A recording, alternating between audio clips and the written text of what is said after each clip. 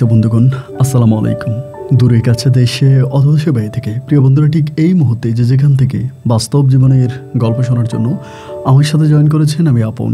আর যে আপন জীবনের গল্পের 1300তম পর্বে আপনাকে প্রতিদিনের মতো স্বাগতম জানাচ্ছি। বন্ধুরা, আজ আমি আপনাকে শোনাবো চট্টগ্রামের ভাই মোহাম্মদ শামীম হোসেনের জীবনের কলিজা কাঁপানো চরম কষ্টকর এক বাস্তব জীবন কাহিনী। বন্ধুরা, আজকের গল্পের টাইটেল 9 বছর বয়সে সৎমা বিক্রি করে দেয় পতিতালয়ে। এই গল্পটা চট্টগ্রামের প্রত্যন্ত এলাকার নিম্নবিত্ত পরিবারের সুন্দরী মেয়ের জীবনের এক করুণ বাস্তব জীবনের গল্প। প্রিয় বন্ধুরা, জীবনের গল্পের অনুষ্ঠানে আমি অনেক গল্পই আপনাদেরকে শোনাই, আর আপনারাও শোনেন, কিন্তু তার মাঝে কিছু কিছু গল্প থাকে যেগুলো হৃদয়ে দাগ কেটে যায়। তার মাঝে এই একটা গল্প, চরম কষ্টকর এক বাস্তব জীবনের গল্প। আমি সবাইকে অনুরোধ করবো শুরু থেকে শেষ পর্যন্ত চট্টগ্রামের ভাই শামীমের জীবনের এই বাস্তব গল্পটা আপনার প্রত্যেকে আমার মুখে শুনুন, এবং গল্প শেষে শামীম ভাইকে আপনার মতো করে একটা মন্তব্য কমেন্ট বক্সে লিখবেন। ধন্যবাদ সবাইকে। সুপ্রিয় বন্ধুগণ, আসসালামু আলাইকুম। আমার নাম মোহাম্মদ শামীম, আমার বাড়ি বন্দনগরে, চট্টগ্রাম। বন্ধুরা, আমি আমার জীবনের গল্পটা শুরু করার শুরুতে আপনাদেরকে আমার পরিবারের সম্বন্ধে জানিয়ে রাখি। আমার পরিবারে আমি আছি, আমার বাবা আছে, মা আছে, রয়েছে আমার বড় 2টা বোন। আমরা টোটাল 2 বোন 1 ভাই। আমার বাবা পেশায় একজন ডাক্তার। চট্টগ্রাম শহরের মধ্যেই আমাদের বাড়ি, আমাদের জন্মস্থান। আমার বাবা, আমি খুব ছোটোবেলা থেকে দেখে আসছি, খুবই নাম করা একজন ডাক্তার। আমাদের এলাকার সমস্ত মানুষ আমার আব্বাকে ডাক্তার সাহেব বলে ডাকে, আর আমাকে ডাক্তারের ছেলে হিসেবে আমাদের এলাকার সমস্ত মানুষজন অনেক ভালোবাসে। ছোটোবেলা থেকে আমি দেখতে শুনতে মাশাআল্লাহ অনেকটা সুন্দর ছিলাম, এবং পড়াশোনায়ও আমি খুব বেশি মেধাবী ছিলাম। আমার বাবার স্বপ্ন ছিল তিনি আমাকে একজন BCS ডাক্তার বানাবে। বাবার ওই স্বপ্ন নিয়ে আমি ছোটোবেলা থেকে বইয়ের পাতায় মুখ লুকাতে থাকি। আমি পড়াশোনার প্রতি খুব মগ্ন থাকি, খুব মনোযোগ দিয়ে পড়াশোনা করতাম। আমার ঠিক তেমন বন্ধুবান্ধব ছিল না। ছোটোবেলায় স্কুল জীবনে আমি খুবই মনোযোগী একজন ভালো মানের একজন ছাত্র ছিলাম, এবং এরকম করতে করতে একটা পর্যায়ে আমি SSC পাস করি, এবং SSC তো আমি খুবই ভালো একটা রেজাল্ট করি। SSC রেজাল্ট আউট হওয়ার পরে আমার বাবা তখন হঠাৎ করে একটু অসুস্থ হয়ে পড়ে। আমার আব্বার হার্টে এক ধরনের সমস্যা দেখা দেয়। আমার আব্বা যদিও তিনি একজন ডাক্তার, বাট ওনার হার্টের চিকিৎসা উনি নিজে করতে পারতেছিল না। আমার বাবা তখন খুব অসহায় হয়ে পড়ে, কারণ আমাদের পরিবারে পারিবারিক মানুষজনের সংখ্যা খুবই কম থাকে। আমার আব্বার কোনো ভাই বোন থাকে না। আমার দাদার একমাত্র সন্তান থাকে আমার বাবা, এবং বাবার আমার বড় 2টা বোন আর আমি। আমার বড় যে 2 বোন জামাই আছে, ইনারাও আসলে নিজেদের ব্যবসা বাণিজ্য নিয়ে খুব বেশি ব্যস্ত। আমার আব্বাকে দেখার মতো, আমার আব্বার কাছে আসার মতো এতটা সময় ওদের নাই। একটা পর্যায়ে আমি তখন বাবাকে নিয়ে দৌড়দৌড়ি করতাম এখানে সেখানে, এই জায়গায় ওই জায়গায়, এবং এরকম করতে করতে আমার পড়াশোনার অনেক ব্যাঘাত ঘটে। আমার পড়াশোনার অনেক সমস্যা হয়। তো একটা সময় আমার আব্বা মোটামুটি ভালো হয়ে যায়, এবং ভালো হয়ে যাওয়ার পরে আমার আব্বা তখন আমাকে বলল যে বাবা আমাকে ঢাকায় ভর্তি করাবে। মানে ঢাকায় আমাকে একটা জায়গায় হচ্ছে, আমার নানু বাড়ি ছিল ঢাকাতে, তো আমাকে বললো যে নানু বাড়ি থেকে ওখানে আমাকে পড়াশোনা করাবে। তা আমি ইন্টারে ওঠার পরে প্রথম বর্ষ ড্রপ দিই, এবং প্রথম বর্ষ ড্রপ দেওয়ার পরে আমি পুনরায় আবারও ইন্টারমিডিয়েটে ভর্তি হই। শুধু আমার আব্বার অসুস্থতার কারণে আমি আবারও ইন্টারমিডিয়েটে ভর্তি হই ঢাকার একটা প্রাইভেট কলেজে। আমি তখন পড়াশোনা করতাম, এবং চট্টগ্রাম শহরে আমাদের নিজেদের বাড়ি ছিল, আমরা বাড়িওয়ালাও ছিলাম। তো দেখা যায় আমার আব্বা যে পরিমাণে টাকা ইনকাম করতো, তার হচ্ছে জব করে, এবং তার পাশাপাশি হচ্ছে আমাদের বাড়ি ভাড়া উঠতো। সব কিছু মিলিয়ে আমি খুব আরামায় সেই জীবনযাপন করতে থাকি। চট্টগ্রাম থেকে আমি তখন ঢাকায় চলে যাই। ঢাকায় আমার নানুদের নিজেদের বাড়ি আছে, এবং সেই বাড়ি থেকেই, উত্তরার ওই বাড়ি থেকেই আমি তখন পড়াশোনা করতে শুরু করি। আলহামদুলিল্লাহ, আমি যখন কলেজে পড়াশোনা করি তখন থেকে আমার পড়াশোনার প্রতি একটু একটু করে কমতে থাকে, আকর্ষণ কমতে থাকে। এবং কলেজ জীবনে যাওয়ার পরে আমি প্রচণ্ড রকমের বন্ধু বান্ধবের সাথে মিশতে শুরু করি। আমার প্রচুর বন্ধু বেড়ে যায়, এত বন্ধু বাড়ে যা আসলে বলার মতো না। সারাক্ষণই বন্ধু বান্ধবের সাথে আড্ডাবাজি, দুষ্টুমি, শয়তানি, ঠিক এরকম করে আমার সময়গুলো কাটতে থাকে। একটা পর্যায়ে আমি ইন্টারমিডিয়েট ফার্স্ট ইয়ারে পরীক্ষা দিই। ফার্স্ট ইয়ার পরীক্ষা দেওয়ার পর আমি যখন সেকেন্ড ইয়ারে উঠি, এবং সেকেন্ড ইয়ারে ওঠার পরে আমার বন্ধু বান্ধব এত বাড়ে যে আমি আর পড়াশোনাই করি না। কারণ ওখানে আমার মামারা থাকতো, আমার নানা নানু থাকতো, ওরা আমাকে আসলে পড়াশোনার জন্য খুব একটা চাপ দিত না। পড়াশোনা করছি কি করি নাই, কতটুকু করছি, এসব নিয়ে তাদের কোনো মাথা ব্যথা ছিল না। আমি থাকতাম ওদের বাসায়, এটাই ওনাদের কাছে অনেক বড় কিছু ছিল। ইন্টারমিডিয়েটে যাওয়ার পরে আমি তখন একটা রিলেশনে জড়িয়ে যাই, ইন্টারে যাওয়ার পরে আমাদের কলেজের একটা মেয়ে যার নাম হচ্ছে আখি, ও আমার সেমিয়ার মানে আমার বয়সী, আমাদের কলেজেই পড়তো। এই আখি মেয়েটাকে আমার তখন ভীষণ রকমের ভালো লেগে যায় এবং এতটাই ভালো লাগে যে আমার কাছে মনে হয় যে এই মেয়েটাই আমার দেহের অক্সিজেন। ওই সময় পড়াশোনা সব কিছু গোল্লাই গেল, আমি আখির প্রেমে মাতোয়ারা। আখির সাথে আমি তখন গুটিয়ে প্রেম করি, মানে আখি আমাকে খুব পছন্দ করে, আমিও আখিকে অনেকটা পছন্দ করি এবং দুজনের মাঝে একটা মিষ্টি মধুর প্রেমের সম্পর্ক শুরু হয়। একে অপরকে জান প্রাণ উজাড় করে ভালোবাসতে শুরু করি। এরকম করে আমার সময়গুলো তখন সামনের দিকে কাটতেছিল। একটা পর্যায়ে আমি ইন্টারমিডিয়েট পরীক্ষা দিই এবং ইন্টার পরীক্ষা দেওয়ার পরে আমি ইন্টারে মানে ফাইনাল পরীক্ষায় 2 সাবজেক্টে ফেল করি।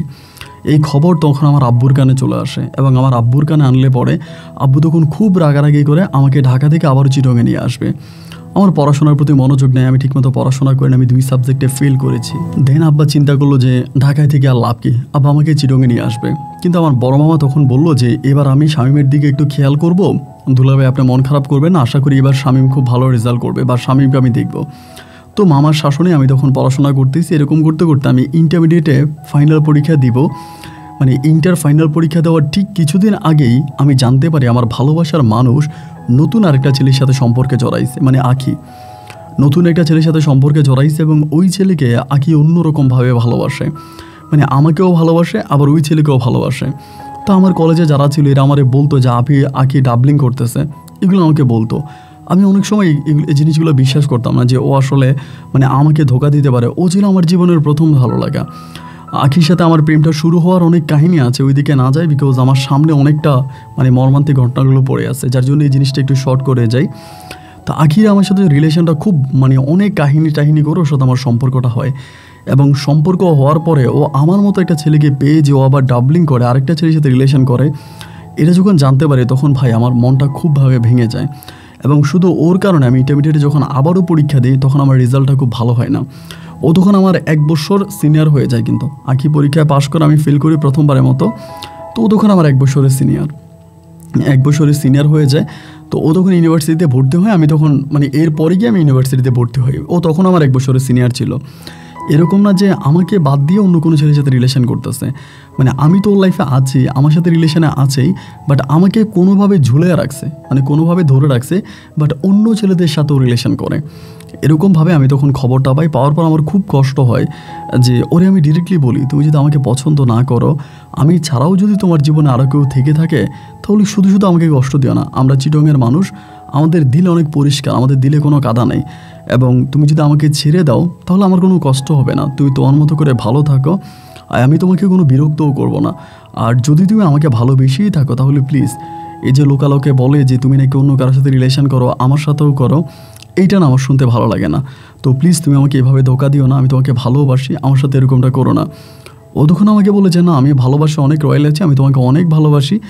যারা এগুলো বলে তারা আমাদের সম্পর্কটাকে নষ্ট করার জন্য বলে, আমাদের সম্পর্কটাকে ভেঙে দেওয়ার জন্য বলে। দেখো তুমি ইন্টারে ফেল করছো এবং ফেল করার পরেও আমি তোমাকে খুব ভালোবাসছি। এখন আমরা যে ইউনিভার্সিটিতে পড়ি সেই ইউনিভার্সিটিতে তুমি হচ্ছে গিয়ে আমার মানে 1 বছরের জুনিয়র, এরপরেও কিন্তু আমি তোমাকে খুব ভালোবাসি। সুতরাং তুমি এরকম করে কেন চিন্তা করতেছো? এইটা তুমি মানে করো না যে আমি তোমাকে ভালোবাসি, তুমি এটাই মাথায় রাখো। তো এরকম করে চলতেছে। হঠাৎ করে আখির বাড়ি ছিল হচ্ছে বরিশালে, ওদের বাড়ি বরিশালে ছিল। তো একদিন হলো কি ও আমারে বলতেছে ওর মা অসুস্থ, ওর মাকে দেখতে যাবে আমাকে বলে। তাই আমি বললাম যে ভালো কথা, তো তোমার মাকে দেখতে যাবা? বলে হ্যাঁ। তা আমি তখন করলাম কি ও বরিশালে যাবে, তো আমি তখন ওকে মানে আপনার সায়দাবাদ নিয়ে বাসে উঠাই দিই। আমার তখন বাইক ছিল, আমি আমার নিজের ভাইকে করে ওকে রাতের বেলায় বরিশালের বাস কাউন্টারে নিয়ে যাই এবং বাস কাউন্টারে নিয়ে গিয়ে আমি ওকে বাসে উঠাই দিই। এবং বাসে উঠিয়ে দেওয়ার পরে আমি তখন চলে আসি, আমি বাসায় চলে আসার পরে ভাই আল্লাহর কি হুকুম আর কি, আমি রাতের বেলায় ঘুমাইছি এবং ঘুমানোর পরে আমি স্বপ্নে দেখতেছি ও বরিশাল না, ও সাগরের মধ্যে লাফাইতেছে, মানে এরকম পানির মধ্যে চাপাচাপি করতেছে। তখন রাত্র প্রায় আপনার 3টার মতো বাজে, ওর বাসটা কিন্তু ছেড়ে দিছে 12টার দিকে। আমার তখন ঘুমটা ভেঙে গেল, কী ব্যাপার, আমি এরকম বাজে বা খারাপ স্বপ্নটা কেন দেখলাম, তার মানে ওর কি কোনো সমস্যা হয়েছে, মানে এরকমটা ভাবতেছি।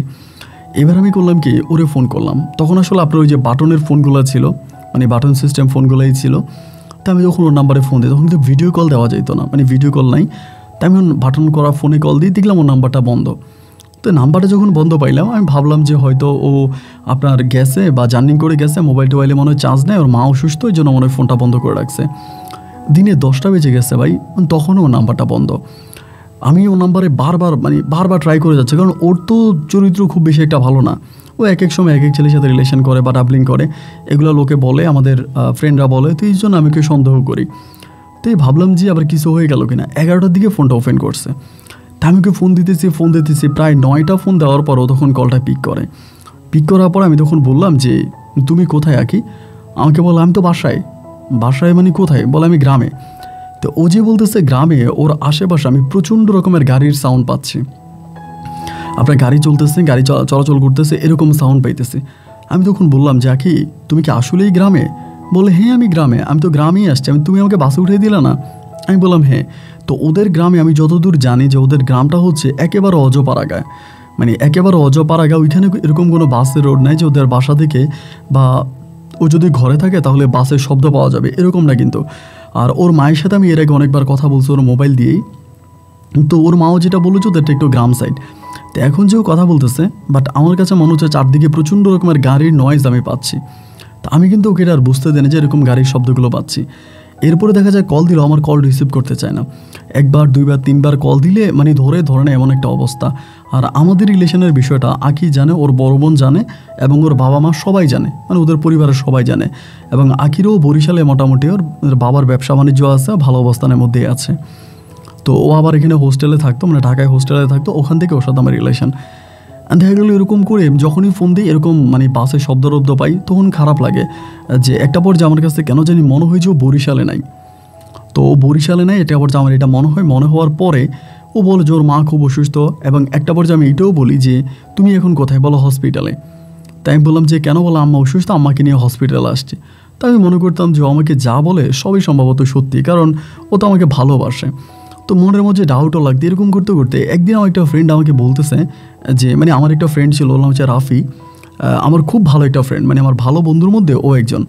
তো রাফি আবার একটু মানে আপনার নেশা টেশা করে, একটু অন্য টাইপের ছেলে, আমাদের সাথেই পড়াশোনা করে, কিন্তু একটু অন্যরকম, মানে নেশা টেশা করে, বন্ধুদের সাথে খুব বেশি একটা মিশে না।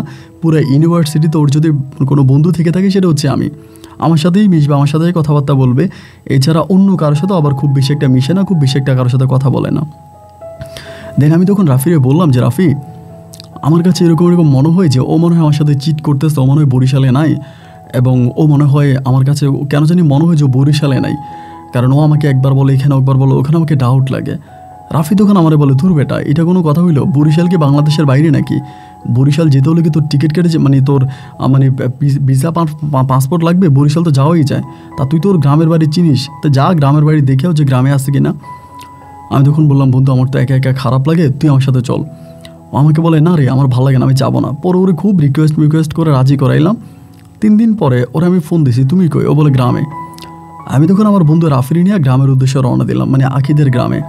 তো ওদের গ্রামটা অনেক দূরে, আমাদের যেতে অনেক কষ্ট হয়েছে, আপনার অনেকভাবে ভেঙে টেঙে তারপর যাওয়া লাগছে। এবং গ্রামে যাওয়ার পরে আমি একটা লোককে জিজ্ঞেস করলাম যে আপনার আঁকিদের ঘর কোনটা? আঁকির বড় বোনের নাম বললাম, পরে দেখাই দিল যে এটা ওদের বাড়ি। তো বাড়িতে যাওয়ার পরে দেখি, মানে আমি কিন্তু আখির মারে কখনোই দেখি নাই, শুধু ফোনে কথা বলেছিলাম। দেখলাম যে একটা মহিলা ওই বাড়ির সামনে আপনার পাতা কুড়াচ্ছে, মানে আপনার উঠান ঝাড়ু দিচ্ছে, মানে উঠান না, একরকম হচ্ছে বাড়ির সামনের জায়গাটা, মানে পটটা ঝাড়ু দিচ্ছে। পরে আমি গিয়ে সালাম দিলাম, আসসালামু আলাইকুম আন্টি, ভালো আছেন? বলে হ্যাঁ। আমি বললাম আন্টি এখানে আখিদের ঘরটা কোনটা? তো বলে এইটা, মানে আঙ্গুল দিয়ে দেখা দিচ্ছে এইটা, মানে মহিলা যেখানে দাঁড়িয়ে আছে পাশেরটাই। আমি তখন বললাম যে আন্টি আমি একটু আখির আম্মুর সাথে কথা বলবো। আখির আম্মুকে বাসায় আছে, শুনলাম তো উনি অসুস্থ হসপিটালে, বাসায় কি আসছে? পরে উনি বলে হাসতেছে, মানে মুসকে হাসে। আমি বললাম যে কী ব্যাপার, আপনি হাসতেছেন কেন? উনি বলে না আখির মা তো হসপিটালে না, আখির মা হসপিটালে, এটা তোমাকে কে বলছে? আমি বললাম যে আখি বলছে যে আপনি নাকি, মানে আখির মা নাকি হসপিটালে। আমি এইরকম ওই মহিলার সাথে কথা বলা অবস্থায় হঠাৎ করে মহিলার নাম্বার একটা কল আসে। তো কল আসার পরে আমি ওইখানেই দাঁড়াই আছি, এবং দাঁড়াই থাকার পরে উনি তখন কলটা রিসিভ করে, মানে ওই মহিলাটা কলটা রিসিভ করে। এবং রিসিভ করার পরে আমি দেখতেছি উনি কার সাথে কথা বলতেছে, বলে যে তুই নাকি বলছিস আমি হসপিটালে, এই তো এখানে 2টা ছেলে আসছে, বলতেছে আমি নাকি হসপিটালে, আমার কাছে আসছে, আমারে খুঁজতেছে, আমারই জিজ্ঞেস করে আমি কোথায়। এইটা বলার পরে ইন দ্য মেইন টাইম তখন আমার নাম্বারে কল দিল, মানে আখি। আমি তখন বুঝতে পারি যে এটা আখির মা, মানে ওনার কথাবার্তা বা উনি যার সাথে কথা বলতেছে সেটাও আঁকি আমি বুঝে গেছি। তখন আঁকি আমার নাম্বারে কল দেয়, আমি রিসিভ করি, পরে আমাকে বলে যে শামীম তুমি কই? আমি বললাম আমি তো আছি যেখানে। বলে তুমি কোথায় আমাকে বলো, তুমি কি বরিশালে, তুমি কি আমাদের গ্রামে? আমি বললাম হ্যাঁ। বলে প্লিজ এখান থেকে মুভ করো। আমি বললাম কেন, মানে কেন মুভ করবো, আমার অপরাধটা কোথায়? তুমি আমার সাথে চিট করলা, তুমি বললা যে তোমার মা হসপিটালে, তুমি তোমার মাকে নিয়ে হসপিটালে দৌড়াদৌড়ি করতেছো, তোমার মায়ের স্যালাইন চলতেছে, তুমি সারা রাত জেগে তোমার মায়ের সেবা করতেছো, তো এই কি তোমার মায়ের সেবা করা? আর এখন আমি তোমাকে তোমার গ্রামে আসার পর দেখলাম যে তোমার মা সুস্থ সবল মানুষ, উনি কাজ করতেছে, আর তুমি ওনাকে হসপিটালে ভর্তি করাই দিলা। ও আমাকে বলতেছে আমি একটা পরিস্থিতির মধ্যে পড়ে গেছি, আমি তোমাকে বলবো তুমি প্লিজ ঢাকায় ব্যাক করো, আমি কালকে তোমার সাথে মিট করব, আমি কালকে তোমার সাথে দেখা করব, তুমি প্লিজ আসো। তো আমি আর ওর মাকে কথাটা বাড়াইলাম না। ওর মা বলতেছে বাবা কে তোমরা, কোত্থেকে আসছো? আমি বলে আন্টি আমি আসতেছি। এটা বলে আমি বেরোয়া কোনো রকম রাফিরি নিয়ে তখন আমি এই বরিশাল থেকে মুভ করে আবারও ঢাকা আসি। আমি ঢাকা আসতে আসতে ও কোত্থেকে জানি মেসে চলে আসে, মানে হোস্টেলে চলে আসে। ওর এক বান্ধবী আমাকে বলতেছে যে ভাইয়া মানে তো মানে আঁকি তো মানে মেসে আসছে। পরে ওর খুব রেগে আমার সাথে দেখা করতে আসছে, আমাদের বাসার ওইখানে, আমাদের বাসায় আসতো, বাসার গেটের ওইখানে আইসা বলতেছে তোমার এত বড় সাহস, তুমি আমার বাড়িতে কেন গেলা?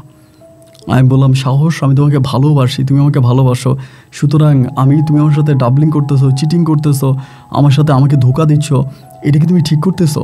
এটা কি মনে হয় যে তোমার ঠিক? ও আমাকে বলে আমি তোমাকে ধোকা দিব কেন, আমি তোমাকে মোটেও ধোকা দিই না। আমি বললাম ধোকা দাও নাই মানে? তুমি কি বলতেছো এগুলা? আমি তোমার গ্রামের বাড়িতে গেলাম, দেখলাম তোমার মা উঠানে দাঁড়িয়ে আছে, তোমার মা কাজ করতেছে, তিনি দিব্যি একজন ভালো মানুষ, আর তুমি আমাকে বলতেছো তোমার মা হসপিটালে এবং তুমি তোমার মায়ের সেবা করতেছো। বিগত 3 থেকে 4 দিন তুমি কোথায় ছিলা? লাইক এতগুলো দিন তুমি কোথায় ছিলা? ও আমাকে বলে তুমি আমার সাথে কথা না বলে আমাকে। আমি বললাম কীভাবে কথা বলবো, তুমি তো আমার সাথে চিটিংই করলা। ও তখন আমাকে বলে তোমাকে কীভাবে বলবো, তুমি বললে তো বিশ্বাস করবা না, আমি আর সানজিদা একটু কক্সবাজার গেছিলাম। আমি বললাম তুমি আর সানজিদা, মানে আমাদের আরেকটা ফ্রেন্ড আছে সানজিদা, ওর বিয়ে হয়ে গেছে, ওর হাজব্যান্ড হচ্ছে আবার ইউরোপে থাকে, তো ওর সাথে আমার খুব বেশি একটা কথা হয় না, মাঝে মাঝে কথা হয়। পরে আমি বললাম তুমি সানজিদাকে নিয়ে কক্সবাজার গেছো, তো আমাকে তো বলো নাই। আমাকে বললে কি তুমি আমাকে যেতে দিতা? আমি বললাম আমি তোমাকে বরিশালের বাসে উঠাই দিলাম, তুমি গেলা বরিশালের দিকে, কিভাবে তুমি আবার কক্সবাজার চলে গেলা? বরিশাল কই আর কক্সবাজার কই? কুয়াকাটা হলেও না হয় মনকে বোঝানো যাইতো। ও আমাকে বলে না তুমি সানজিদারে ফোন করো, তুমি সানজিদাকে ফোন করে জিজ্ঞেস করো, আমি সানজিদার সাথে কক্সবাজারে গেছি, আমরা 2 দিন মানে কয়েকদিন ধরে কক্সবাজার ছিলাম, আর তুমি। আমি বললাম আমাকে কেন বলো না? বললি তুমি তো আমাকে যেতে দিতা না, তুমি সহ যাইতা তাই না, তুমি তো আমাকে একা ছাড়তা না, বা সানজিদের সাথে গেলে তুমি রাজি হইতা না, আমি এই জন্য একা একা গেছিলাম। আমি বললাম আমি আসলেই ঠিক, আমাকে বললো হয়তো আমিও তার সাথে যাইতাম, আমি তাকে একা ছাড়তাম না বা সানজিদের সাথে যেতে দিতাম না। আমি তখন বললাম তুমি আমার কাছে ওয়াদা করো যে এরপরে তুমি কোথাও গেলে অবশ্যই আমাকে বলে যাবা। ও আমাকে বলে হ্যাঁ, এরপর যদি আমি কোথাও যাই তাহলে অবশ্যই তোমাকে বলে যাব, আমি আর কখনো কোনোদিন তোমার সাথে মিথ্যা বলবো না। এই বলে মুহূর্তের মধ্যেও তখন আমার কলিজায় ঢুকে গেল, মানে আমার সাথে আবারও সম্পর্ক, আবারও প্রেম প্রীতি ভালোবাসা। কিন্তু আমার কাছে কেন জানি মনে হয় যে ও কারো না কারোর সাথে কথা বলে, ওর আচার আচরণ বা ওর ফোনে কথা বলা, ওর ফোনে কথাবার্তা বলার ধরন সব কিছু মিলিয়া আমার কাছে মনে হয় যে না, ও কারো না কারোর সাথে রিলেশনে আছে। এমন করতে করতে একদিন হঠাৎ করে আমার আখির সাথে দেখা, মানে আমাদের ফ্রেন্ড সানজিদের সাথে দেখা একটা মার্কেটে। তো আমি কিন্তু সানজিদাকে আর ফোনও করি নাই, সানজিদাকে কিছু জিজ্ঞেসও করি নাই। এবার দেখা হওয়ার পর আমি বললাম কিরে সানজিদা কেমন আছিস? পরে আমরা বললো ও শামীম ভাই ভালো আছেন? আমি বললাম ভালো আছি। তারপর কক্সবাজার থেকে কী কিনে আনছিস এমনিই বলতেছে। আমি বললাম কক্সবাজার? কবে গেলাম কক্সবাজার?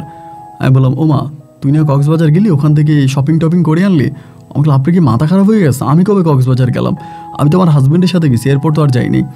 আমি বললাম বাহ, তাহলে আগে কার সাথে কক্সবাজার গেছে? এইটা বলার পর বললো ও আচ্ছা ভাই আমি তো ভুলে গেছিলাম, সরি, আমি আর আঁকি না 3 দিনের মতো কক্সবাজার ছিলাম, 3-4 দিনের মতো কক্সবাজার ছিলাম, এরকম করে আমাকে বলে। আমি তখন বললাম তুই আখেরি নিয়ে কক্সবাজার গিয়েছিলি? বলে হ্যাঁ আমরা ছিলাম কয়েকদিন, সরি ভাই আমি ভুলে গেছিলাম, মনে ছিল না। মানে ও যে মিথ্যা বলতেছে, ওর স্পষ্ট ওর চোখ বলতেছে ও মিথ্যা বলে, মানে ও যে মিথ্যা বলতেছে ওরা দেখলেই বোঝা যায়। আমি বললাম ঠিক আছে তুই যে কক্সবাজার গেছিস আমি তোর হাজব্যান্ডকে বলবো। আমাকে বলে কেন? আমি বললাম হ্যাঁ তুই কক্সবাজার গেছিস আখিরি নিয়ে, আমি তোর হাজব্যান্ডকে জানাবো, তোর হাজব্যান্ডের নাম্বার আমার কাছে আছে।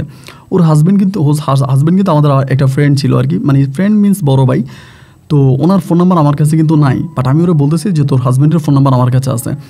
পরে আমার বলে যে ভাইয়া প্লিজ আমি আপনার পায়ে ধরি, আপনি বললেন না, মানে প্লিজ আপনি আমার হাজব্যান্ডে বললেন না। আমি বললাম না বলবো, এখনও সময় আছে, সত্যি কথা বল, যদি সত্যি কথা বলিস তাহলে আমি বলবো না, আর যদি সত্যি কথা না বলিস তাহলে তুমি তোর হাজব্যান্ডকে বলে দিব যে তুই মানে আখির সাথে কক্সবাজার গিয়েছিস। এবার আমারে বলে যে ভাইয়া ঠিক আছে তাহলে আপনি একটু বসেন, আমি আপনার সাথে একটু কথা বলি। পরে বসলো, বসে আমাকে বলতেছে যে ভাইয়া আসলে আপনি আমাকে মাফ করে দেন, আই এম সরি, আসলে আমাকে আঁখি আপু মানে আঁখি যেভাবে শিখিয়ে দিছে আমি আপনাকে সেভাবেই বলছি, কারণ আঁখির কথা আমি ফেলতে পারি না। ও আমাকে খুব কান্নাকাটি করে ফোনে আমাকে বুঝায় বললো যে এইভাবে বলার জন্য। আমি বললাম তাহলে আঁখি কোথায় গেছে? বলে আঁখি কক্সবাজার গেছে। কার সাথে? বলে ওর আরেকটা বয়ফ্রেন্ড আছে, একটা শিল্পপতির ছেলে, বড়লোক ছেলের, আবার গাড়ির গ্যারেজ ট্যারেজ আছে, মানে মানে আপনার গাড়ির শোরুম আছে, অনেক বড়লোক ওই ছেলের সাথে গেছে এবং ওই ছেলের সাথেও রিলেশন আছে। তা আমি তখন বললাম যে তোমারে বললো আর তুমি এটা আমাকে বলে দিলাম? বলে হ্যাঁ, আসলে আমি না বুঝতে পারি নাই, কিন্তু এখন আমি কি করব বলেন? ও আমার ফ্রেন্ড, আমাকে যেমনি বুঝাইছে ওরে হেল্প করা লাগে আমি তখন হেল্প করছি। আমিও মাঝে মাঝে এদিক সেদিক ঘুরতে গেলেও আমার হাজব্যান্ডকে ম্যানেজ করে, এই জন্য ভাইয়া আমার হাজব্যান্ডকে ম্যানেজ করে ও। তো ভাইয়া প্লিজ আপনার পায়ে ধরে আপনি এটা আখিরে বলে দিয়েন না, কারণ আখিরে যদি আপনি বলে দেন আখি আবার আমার হাজব্যান্ডকে ফোন করে আমার অনেক গোপন কথা হয়তো বলে দিতে পারে, মানে দুইটাই যে চোর এটা বুঝেই যায়। আমি তখন বললাম যে তার মানে আঁখি তোমাকে সুযোগ করে দেয় খারাপ কাজ করার জন্য, আর তুমি আঁখিরে সুযোগ দাও খারাপ কাজ করার জন্য। তোমার হাজব্যান্ডের নাম্বার আমার কাছে নাই, আর আমি তোমার হাজব্যান্ডকে কখনোই বলবো না, আর আমি আঁখিরে কখনোই কোনো কিছুই বলবো না। তো তোমাকে জাস্ট রিকোয়েস্ট করি যে তুমি প্লিজ আমাকে যেটা বলে দিয়েছো এটা কিন্তু আঁখিরে বলবা না। আমাকে বলো আচ্ছা ঠিক আছে, আমি আঁখিরে বলবো না, এই কথা বলবো। তখন চলে গেল। আমি বাসায় যাই, সেদিন মানে প্রচুর ড্রিঙ্কস করছি, মানে আমি কোনোদিনও কিন্তু অ্যালকোহল খাইনি, ওই দিন আমি অ্যালকোহল খাই। এবং খেয়ে আমার বন্ধু রাফিরে ফোন দেয়, রাফিরে ফোন দিয়ে চিৎকার করে কান্দি, মানে এমন কান্না করতেছি যে বলার মতো না, মানে চিৎকার করে কাঁদতেছি। রাফি আমারে মানে রাত 2টার দিকে আমাদের বাসায় চলে আসে, এসে আমারে বলে দোস্ত তোর কী হয়েছে আমারে বলতো, তোরে বারবার বলছে আঁখি মেয়েটা ভালো না, এই মেয়েটা লোক হচ্ছে একজন প্রস্টিটিউট, একটা খারাপ মেয়ে, এরকম পতিতালয়ের একটা মেয়ের সাথে তুই প্রেম করে তোর জীবনটারে নষ্ট করে দিলি, তোর কী দরকার ছিল মেয়েটার সাথে করার? আমি তখন ওরা মারতে শুরু করি রাফির। আমি বলি যে যদি পারিস ওরা ভালো করে দে, আমি ওরে ভালোবাসি, যদি পারিস ওরে ভালো করে দে, আমি ওরে ছাড়া বাঁচবো না, ও খারাপ হোক ও যাই হোক ও আমার, আমি ওরে ভালো করতে চাই, আমি ওরে ছাড়তে চাই না। তা আমি আসলে আঁখির প্রেমে পুরোই অন্ধ হয়ে গেছিলাম। এখানে আরেকটা কথা আমার এরই মাঝে মিস্টেক হয়ে গেছে বলার জন্য, ইতিপূর্বে কিন্তু আমার আব্বা আম্মা কিন্তু আবার চিটংয়ের থেকে আপনার আমাদের যে চিটংয়ের বাড়িটা ছিল ওই বাড়িটা আব্বু বিক্রি করে দেয়। বাড়িটা বিক্রি করে আমার আব্বু ঢাকাতে বাড়ি কিনে। তো বাড়িটা বিক্রি করে দেওয়ার আরও কারণ আছে, মানে ওইখানে আমার আব্বু পলিটিক্স করতো, রাজনীতি করতো। তো ওই রাজনীতির একটা সূত্র দিয়ে আমার বাড়িটা দখল হয়ে যেত, চিটংয়ের বাড়িটা দখল হয়ে যেত। তো সেক্ষেত্রে আমার আব্বু তখন চিটংয়ের বাড়িটা বিক্রি করে আমার নানু বাড়ির মানে নানুর পাশেই হচ্ছে ওখানে একটা রেডি একটা বিল্ডিং কিনে ফেলে। তা আমরা ওইখানে থাকতে শুরু করি। তো ওই বাসায় তখন রাফি আমি তখন নানু বাড়িও থাকতাম, আমার বাবার বাসাও থাকতাম, মানে দুই বাসায় মিলিয়ে থাকতাম। দেন রাফি আমার বুঝাইতেছে যে বন্ধু তাইলে একটা কাজ কর, রাত 3টা বাজে আমারে বলে যে ও তো তোরে ভালোবাসে। আমি বললাম হ্যাঁ আমারে ভালোবাসে। ভাই আমারে কীরকম ভালোবাসে, কিছু একটা বলে হাত কেটে ফেলে, মানে ব্লেড দিয়ে হাত কেটে ফেলে, মানে আমাকে বলে আমার সারা মরে যাবে। ও যে আমাকে ভালোবাসে এটা আমি বুঝি, কিন্তু ভালোবাসলে এরকমটা কেন করে, এই রকমটা যে কেন করে ভাই সেটাই না বুঝতে পারি না, এর কোনো অঙ্ক আমি মিলাইতে পারি না।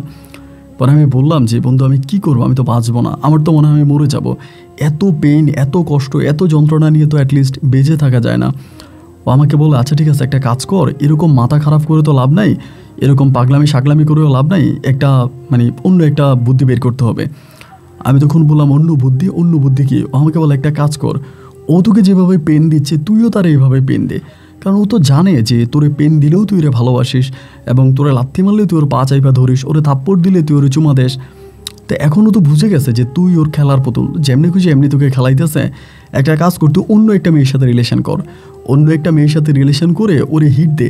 আর মেয়েরা যখন দেখবে যে তাদের বয়ফ্রেন্ড অন্য কোনো মেয়ের সাথে জড়াই গেছে, মেয়েরা তখন পুরোপুরি ভালো হয়ে যায়, মানে সম্পূর্ণ ভালো হয়ে যায়, এবং দেখবি তখনও তোরে ছাড়া কিছুই বুঝবে না। তুই একটা কাজ কর, তুই অন্য একটা রিলেশনে জড়িয়ে যা। আমি বললাম যে বন্ধু আমি তো কখনো কোনো মেয়েরা ভালো লাগে না, এটা আমি কীভাবে রিলেশনে জড়াবো? আমাকে বলে আর আমি তো তোর রিয়েল লাভ করতে বলি নাই, তুই তো রিয়েল লাভ করিস, আখিরে ভালোবাস, কিন্তু আখিরে পাওয়ার জন্য এই পথটা অবলম্বন কর, অন্য একটা মেয়ের সাথে কথা বল, এবং আখিরে বোঝা যে তুই অন্য কোনো রিলেশনে আসিস, এটা বোঝা, আখি যেমন তোর সাথে করতেছে তুই সেমটাই কর। আমি তখন বললাম যে দেখ বন্ধু আমার তো এরকম কোনো মেয়ে নাই, আর তুই তো জানিস আমি কোনো মেয়েদের সাথে খুব বেশি একটা কথাও বলি না, আমি আখিরে ভালোবাসি, বেশিরভাগ সময় আখির সাথে কথাবার্তাই বলি, এবং ওর সাথে আমার সব কিছু। তা এখন তো আমি তো এরকম কেউ নাই, তুই কোনো একটা মেয়ে যদি ঠিক করে দেস তাহলে আমি মানে করতে পারি। ও আমাকে বলে ঠিক আছে, আমি তাহলে তোর একটা মেয়ে ঠিক করে দিব, ওই মেয়েটার সাথে তুই রিলেশন করবি, এবং মেয়েটার প্রয়োজনে মেয়েটার সাথে দেখা করবি, কথা বলবি, আমাকে এরকম করে বলে। আমি বললাম যে আচ্ছা ঠিক আছে সমস্যা নাই, তাহলে তুই আমার একটা মেয়ের নাম্বার দিস। তো আমাকে বলে ঠিক আছে কালকে দিব। কালকে দেওয়ার কথা বলে এর পরের দিনে আমি সারাদিনই বাসা থেকে উঠি নাই, সারাদিন বাসায় শুয়েছিলাম, কান্নাকাটি করলাম, কান্নাকাটি করছি, বাসার মধ্যে শুয়ে আছি, ভীষণ রকমের মন খারাপ, কিছুই ভালো লাগতেছে না যে আমার সাথে কেন এরকমটা হবে, কেন আমার ভাগ্যটা এতটা খারাপ হবে, প্রতিটা জায়গায় কেন আমিই ধোঁকা খাবো, এরকম করে তখন বাসায় মন খারাপ করে বসে আছি। তো ও তখন করলো কি, এর পরের দিন বিকাল 4:30টার দিকে আমাকে কল দিছে। কল দিয়ে আমারে বললো বন্ধু একটা মার্কেটের ঠিকানা দিল যে একটা রেস্টুরেন্টে আয়। তো আমি বললাম ঠিক আছে। পরে আমি খুব কষ্ট করে উঠি এবং উঠার পর ওই রেস্টুরেন্টে যাই। রেস্টুরেন্টে যাওয়ার পর আমি দেখি যে রাফি একটা মেয়ের সাথে বসে আছে। মেয়েটাও খুবই সুন্দর, বয়সটা হয়তো একটু কম কিন্তু দেখতে শুনতে অনেকটা সুন্দরী। পরে মেয়েটারে বলতেছে বান্ধবী আমার ফ্রেন্ড শামীম। তো আমি হ্যান্ডশেক করলাম, করার পরে দেখলাম যে মেয়েটা খুবই সুন্দর, সত্যি কথা বলতে আখির থেকেও আরও বেশি সুন্দর। পরে আমি বললাম দোস্ত এটাকে তো চিনলাম না।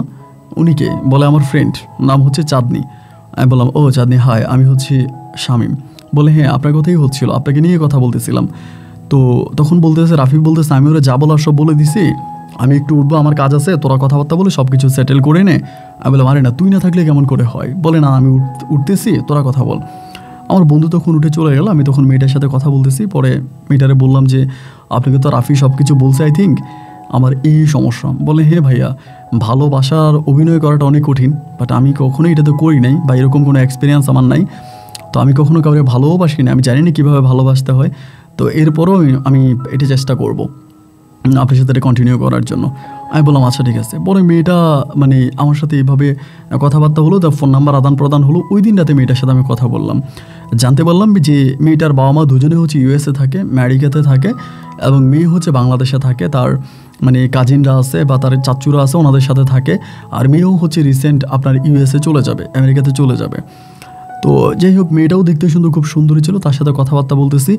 আমি তখন আগে যখনই আমার ফোন দেয় তখনই বিজি পায়, দেখে যে আমি ওই চাঁদনির সাথে কথা বলতেছি, চাঁদনির সাথে আমি জড়াই গেছি। এরকম পরে আমি একদিন ক্যাম্পাসেও চাঁদনিকে নিয়ে যাই যে আমাদের ক্যাম্পাসে আসো, ওর সাথে বসে বসে কথা বলতেছি। আঁকি তখন আসে, আইসা দেখে কী হয়েছে, দেখে আমি চাঁদনির সাথে কথা বলতেছি। যেখানে আঁকি হিট হওয়ার কথা, রেগে যাওয়ার কথা, উল্টা আমাকে ধরে মারার কথা, সেখানে আমি দেখি আঁকি নীরব, আঁকির কোনো রিয়েকশান নাই। যে আমি অন্য একটা মেয়ের সাথে কথা বলতেছি, অন্য একটা রিলেশনে জড়াই গেছি, ও তো হিট হওয়ার কথা, কষ্ট পাওয়ার কথা, আঘাত পাওয়ার কথা, বাট এরকম কোনো কিছু ওর মাঝে নাই। ও খুব নর্মালি আমার সাথে কথা বলতেছে। এবং একটা পর্যায়ে আমি দেখলাম যে আমি চাঁদনির সাথে জড়ানোর পরে আঁকি একটু একটু করে আমার কাছ থেকে আরও সরে যাচ্ছে, আরও খুব দ্রুত সরে যাচ্ছে। আগে তো যেহেতু খুব স্লোলি, বাট এখন খুব দ্রুত আমার জীবন থেকে সরিয়ে যাচ্ছে। এবং আঁকি যখন সরে যাচ্ছে, ওই আঁকির ওই গ্যাপটা আমি তখন চাঁদনিকে দিচ্ছিলাম। চাঁদনির সাথে ফোনে কথাবার্তা বলতেছি, এরকম করতে করতে করতে করতে একটা পর্যায়ে আঁকি আর আমাকে ফোনই দেয় না, আমার সাথে কথাই বলেন। আমি তখন পুরোপুরিভাবে চাঁদনির সাথে জড়াই গেছি। ইতিমধ্যে আমি চাঁদনির সাথে 2বার কক্সবাজার থেকেও ঘুরে আসছি, ওরে নিয়ে গেছি 2বার, জাস্ট আঁকিরে বোঝানোর জন্য। কিন্তু আমি যখন চাঁদনিকে নিয়ে কক্সবাজার গেলাম, আঁকি যখন জানতে পারলো, ওর ভিতরে কোনো রিয়াকশান আসলো না, ও কোনো আঘাতও খাইলো না, কষ্টও পাইলো না, ও আরও দিব্যে এটা হেসে উড়াই দিল। একটা পর্যায়ে আমি বুঝে গেলাম যে আঁকি সম্ভবত আমাকেও কখনোই ভালোবাসে না। দেন আমি তখন এই আঁকির ভালোবাসাটা চাঁদনির উপরে ঢেলে দিলাম। তখন চাঁদনির সাথে আমি রিলেশনে জড়িয়ে গেলাম, এবং গভীর এক রিলেশন, চাঁদনির সাথে গভীর একটা রিলেশনে জড়ালাম। ওর সাথে আমি কথাবার্তা বলি এবং ফুললিও আমাকে ভালোবাসে এবং আমি ওকে ভালোবাসি। এইরকম একটা সময়ের ভিতরে একদিন শুক্রবারে জুমার নামাজের পরে আমার বন্ধু রাফি, তখন আমার রাফিও কিন্তু অনেক বড় লোক, ওদের ঢাকাতে নিজেদের বাড়িটারি আছে, এবং ওর বাবা হচ্ছে মিডিয়ায় কাজ করে। মিডিয়ায় কাজ করে বলতে মিডিয়ার সাথে জড়িত আছে, টাকা পয়সাওয়ালা মানুষ, ওরা খুব বড় লোক। পরে ওর বাবা মিডিয়ায় করে বলতে ওর বাবা একজন নাম করা পরিচালক, সিনেমা তৈরি করে, এরকম একজন লোক। দেন এবার হলো কি রাফি আমারে বলতেছে যে দোস্ত শুক্রবারে বলে আমরা একটা জায়গায় যাব, তুই আসবি শুক্রবারে। পরে আমি জুমার নামাজের পরে আসছি, আসার পরে দেন ও আমাকে নিয়ে একটা রেস্টুরেন্টে গেল। তখন প্রায় 3:30 কি 4টার মতো বাজে। রেস্টুরেন্টে যাওয়ার পরে দুজনে খাওয়া দাওয়া করতেছে। আমি বললাম কিরে তুই আমার কিছু বলবি? তো এমন করে আমার ফোনটা তখন হাতে নিল। ফোনটা হাতে নেওয়ার পরে দেখলো যে আমার নাম্বারে অনেকগুলো কল আসছে, অনেকগুলো কল আসছে, যে অনেকগুলো কল আসছে চাঁদনির। পরে আমারে বলে তুই চাঁদনির সাথে কথা বলিস? আমি বললাম হ্যাঁ বলি। বলে চাঁদনিকে ভালোবাসিস? এমনি। আমি বললাম হ্যাঁ বাসি। বলে আঁকি? আমি বললাম দোস্ত এখন আর আঁকির সাথে আগের মতো কথা বলি না, আঁকি তো আমাকে ছেড়ে দিছে, তোকে তো বলা হয় নাই, তুই তো অনেক ব্যস্ত, বাট আমি এখন চাঁদনিকে ভালোবাসি, অনেক ভালোবাসি চাঁদনিকে, বাট আঁকির সাথে আমার এখন আগের মতো কথা হয় না। আঁকি আমাকে ভুলে গেছে একরকম, আমিও আঁকিরে ভুলে গেছি, এখন আমি চাঁদনিকে ভালোবাসি। আমাকে তখন বলতেছে বন্ধু চাঁদনিকে ভালোবাসিস না, চাঁদনি ভালো না, ছেড়ে দে, এমনি বলে। আমি বললাম এটা তুই কী কথা বললি? চাঁদনির সাথে আজকে আমি এত মাস ধরে আছি, ও ও আমাকে অসম্ভব রকমের ভালোবাসে, খুব বেশি ভালোবাসে, আমি ওকে ভালোবাসি। এখন তুই বলতেছিস যে চাঁদনিকে ছেড়ে দিব? আখিরে ছেড়ে দিয়ে তো বেঁচে আছে, এবার চাঁদনিরে ছাড়লে আমি মনে হয় আমি বাঁচবো না। ও তখন আমার দিকে অনেক বড় বড় চোখ করে তাকায় বলে, তুই এবার আসলেই মরছিস। এই কথা বলে তো চলে গেল। চলে যাওয়ার পরে আমি তখন এই চাঁদনিকে গিফট করি, এটা করি ওইটা করে আমি চাঁদনিকে একদম পুরোপুরিভাবে ভালোবেসে ফেলছি। এবং ভালোবাসার পরে একটা পর্যায়ে আমি আমার পরিবারকে বিষয়টা জানাই দিই। চাঁদনির ছবি আমি আমার বড় আপুকে দেখা এবং বড় আপুকে বলি যে এই ঘটনা, আমি মেয়েটাকে বিয়ে করবো, তোমরা কি বলো? মেয়ের ফ্যামিলি ইউএসএ থাকে, সব কিছু ঠিকঠাক করলাম। আমার বড় আপু মেয়ের ছবি দেখে একদম পুরোপুরি ফিদা হয়ে গেল, আপু রাজি হলো। মোটামুটিভাবে আমাদের পরিবারের সবাই তখন এই চাঁদনিরে ভালোবেসে ফেললো, বা চাঁদনিকে আমি বিয়ে করবো এটাতে সবাই একরকম সাড়া দিল, সবাই তখন রাজি হয়ে গেল। এবং একটা পর্যায়ে দেখা গেল যে এরকমভাবে সময়গুলো কাটতে কাটতে আমি যখন বিয়ের কথা বললাম চাঁদনিকে, যে আমি চাঁদনিকে বিয়ে করবো, এবং বিয়ের কথা বলার পরে আমি দেখলাম যে ওর ভিতরে কেন জানি একটা পিছু টান, আমাকে বিয়ে করতে চায় না। বিয়ের কথাটা বলার পরে ও আমাকে স্কিপ করতে থাকে, লাইক যে আমাকে বিয়ে করবে না, এরকম একটা অবস্থা। এইটা দেখার পরে আমার তখন খুব খারাপ লাগলো যে কী ব্যাপার, এরকমটা কেন করতেছে? আমি তোকে ভালোবেসেছি এবং ওকে এখন বিয়ে করতে চাই। ও তো হোপফুলি রাজি হয়ে যাওয়ার কথা, যে বিয়ে করবো, রাজি হবে, এটাই তো স্বাভাবিক।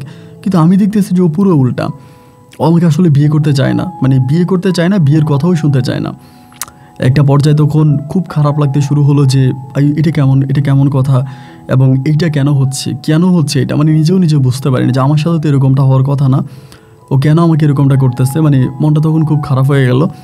এবং এরকম করতে করতে বিয়ের কথা যখন আমি ওকে বললাম, বিয়ের প্রস্তাব যখন আমাকে দিলাম, আমি খেয়াল করতেছি তখন থেকে চাঁদনি আমার কাছ থেকে দূরে সরতে শুরু করে। আমার সাথে আগের মতো কথা বলে না, আমাকে ইগনোর করে, আমার ফোন রিসিভ করে না। ঠিক আঁকি আমার সাথে যেমনটা করতো, চাঁদনি আমার সাথে তেমনটাই করতেছে। আমি চাঁদনির আচরণ কথাবার্তা শুনে যেটা বুঝতেছি যে ও আসলে আমাকে ভালোবাসে না, ভালোবাসলেও বিয়ে করতে চায় না। তো এরকম করতেছে দেখে আমি তখন আমার বন্ধু রাফিরে বললাম যে রাফি, তোর সাথে আমার একটু কথা আছে। রাফির সাথে একদিন মিট করলাম। রাফি তখন পড়াশোনা ছেড়ে দেয়, ওর বাবার ব্যবসা বাণিজ্য দেখে এবং বিভিন্ন সাইডেও জড়িয়ে যাও, ও তখন পড়াশোনা করে না। আমি রাফিরে বললাম যে দোস্ত, এই ঘটনা। রাফি আমার বল, আমি তো তোরে বলছি তুই চাঁদনিরে বিয়ে করিস না, চাঁদনি ভালো না, চাঁদনিরে ছেড়ে দে। তো এখন আমি ওরে বারবার বলি যে কেন ছেড়ে দিব? একটা মেয়ে খারাপ হওয়ার পিছনে তো কারণ আছে, এবং খারাপটা কি খারাপ এটা তো তুই বলবি। ওর সাথে আজকে আমার এত বছরের সম্পর্ক, আমি তো ওর মাঝে কখনো খারাপ দেখি না। ও আমি যেভাবে বলতাম এইভাবে আমার সাথে চলতো ফিরতো, আমার সাথে কথাবার্তা বলতো, এবং খুবই দুজনেই খুবই গুড একটা রিলেশনে ছিলাম। তো এখান থেকে তুই আমাকে বারবার বলতেছিস মেয়েটা খারাপ, আমি তো তার মাঝে খারাপের কিছু পাই নাই, তাহলে তুই কেন এরকম একটা ভালো মেয়েরে খারাপ বলতেছিস? ও তখন হেসে আমাকে বলে, ধুর বেটা, আমি এইসব বিষয় নিয়ে তোর সাথে কথাই বলতে চাই না, এরকম করে ও তখন আমার কাছ থেকে চলে যায়। এবং এদিক দিয়ে ও চলে যায়, আরেক দিক দিয়ে চাঁদনি আমাকে ইগনোর করতে থাকে। আর অন্যদিকে আমার মা বাবা যারা আছে এরা আমাকে বলে, কী ব্যাপার, তুই নাকি কোন মেয়েরে পছন্দ করছো, এখন কি ব্যাপার, মেয়েরে বিয়ে করবা? আব্বা আম্মাও বুঝতেছে যে আমি ঘরে থাকি না, বাসায় থাকি না, প্রচণ্ড রকমের ফ্রেন্ডদের সাথে মিশি, একটা ভালো লাইফে আমি নাই। তো তারাও চাইতেছে বিয়ে শাদী করলে হয়তো সংসারী হয়ে যাব, ভালো অবস্থানে হবে, এই জন্য তারাও চাচ্ছে যে বিয়েটা করে ফেলে। তাদেরও পরিকল্পনা যে আমি বিয়ে করে ফেলি। কিন্তু আমি যাকে বিয়ে করব এখন সে তো আর আমার পক্ষে নাই, সে তো আমাকে বিয়ে করতে চায় না। অবস্থা তখন এতটাই নাজেহাল হয়ে গেল যে আমি খাওয়া দাওয়া করি না, ঘুমাই না। একটা পর্যায়ে খুবই অসুস্থ হয়ে হসপিটালে ভর্তি হয়ে গেছি। আমি হসপিটালে একটা সময় চাঁদনি তার নাম্বারটাই অফ করে দেয়। আমি যখন ওকে প্যারা দিতাম যে আমার কবে বিয়ে করবো, তুমি আমাকে ডেট দাও, তোমার আব্বুর সাথে কথা বলাই দাও, তুমি এটা করো ওইটা করো, যখন আমাকে প্রচুর প্রেশার করতে থাকে তখন ফোনটা বন্ধ করে দিয়ে রাখে এবং টোটালি বন্ধ করে দিল। আমি খাওয়া দাওয়া সব কিছু বন্ধ করে একদম ফিট হয়ে গেলাম, হসপিটালে ভর্তি হলাম। এবং হসপিটালে ভর্তি হওয়ার পরে রাফি তখন আমাকে একদিন হসপিটালে দেখতে আসার পর আমার বলে, তোর কী হয়েছে বলতো, তোর মাথায় কি প্রেম ছাড়া আর কোনো কিছু নেই? একটা মানুষ কি শুধু প্রেমই করে? প্রেম ছাড়াও তো মানুষের জীবনে অনেক কিছু থাকে। আমার তোর সাথে আমাদের ফ্রেন্ডশিপ হওয়ার পর আমি যেটা দেখলাম, তোর লাইফে প্রেম ছাড়া সেকেন্ড কোনো পার্ট নাই, তুই শুধু প্রেমই করবি, প্রেম প্রেম প্রেম, ওই প্রেম নিয়ে তুই পড়ে থাকিস, তোর লাইফে আর কোনো কিছুই নাই। আমি তখন বললাম যে বন্ধু দেখ, আমি আসলেই চাঁদনিরে বিয়ে করতে চাইছিলাম এবং চাঁদনিরে পাই আমি সব কিছু ভুলে গেছিলাম। আমার মনে হলো যে আমি যদি চাঁদনিকে পাই তবে আমি আসমানের চাঁদটাই পেয়ে গেছিলাম। তোর দুটা পায়ে ধরে তুই যেমনি পারিস চাঁদনিরে আমার কাছে এনে দে। আমাকে বলে, তুই সুস্থ হ, আমি তোরে চাঁদনিরে এনে দিব, যা। তো আমি কয়েকদিন হসপিটালে ছিলাম, মোটামুটি সুস্থ হলাম। সুস্থ হওয়ার পরে বাড়ি আসছি। বাড়ি আসার পরে একদিন আমাকে ওদের বাসায় দাওয়াত দিছে। রাফি ওদের বাসায় দাওয়াত দিল, ওদের বাসায় গেলাম। যাওয়ার পরে ওর রুমেও তখন দরজা আটকাইছে। দরজা আটকে আমারে বলে, দোস্ত তুই তো হসপিটাল থেকে ফিরে আসছিস, আমার কাছে মনে হয় যে তোর কথাটা বলে দেওয়া দরকার। তো আজকে আমি তোর কিছু কথা বলবো, এই কথাগুলো তুই খুব মনোযোগ দিয়ে শুনবি। আর পাগলামি করিস না, যা পাগলামি করছিস এবার ভালো হয়ে যা। আমি তখন বললাম যে তোর কথা আমি বুঝতেছি না, তুই কী বলতে চাচ্ছিস আমাকে।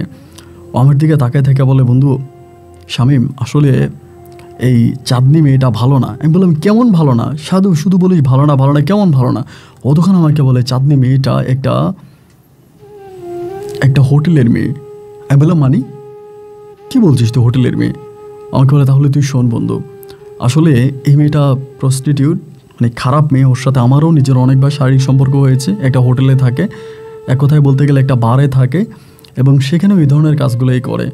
আমি তো ওরকম ভালো কোনো মেয়েদের সাথে পরিচয় নেই, ভালো কোনো মেয়েরই চিনিও না।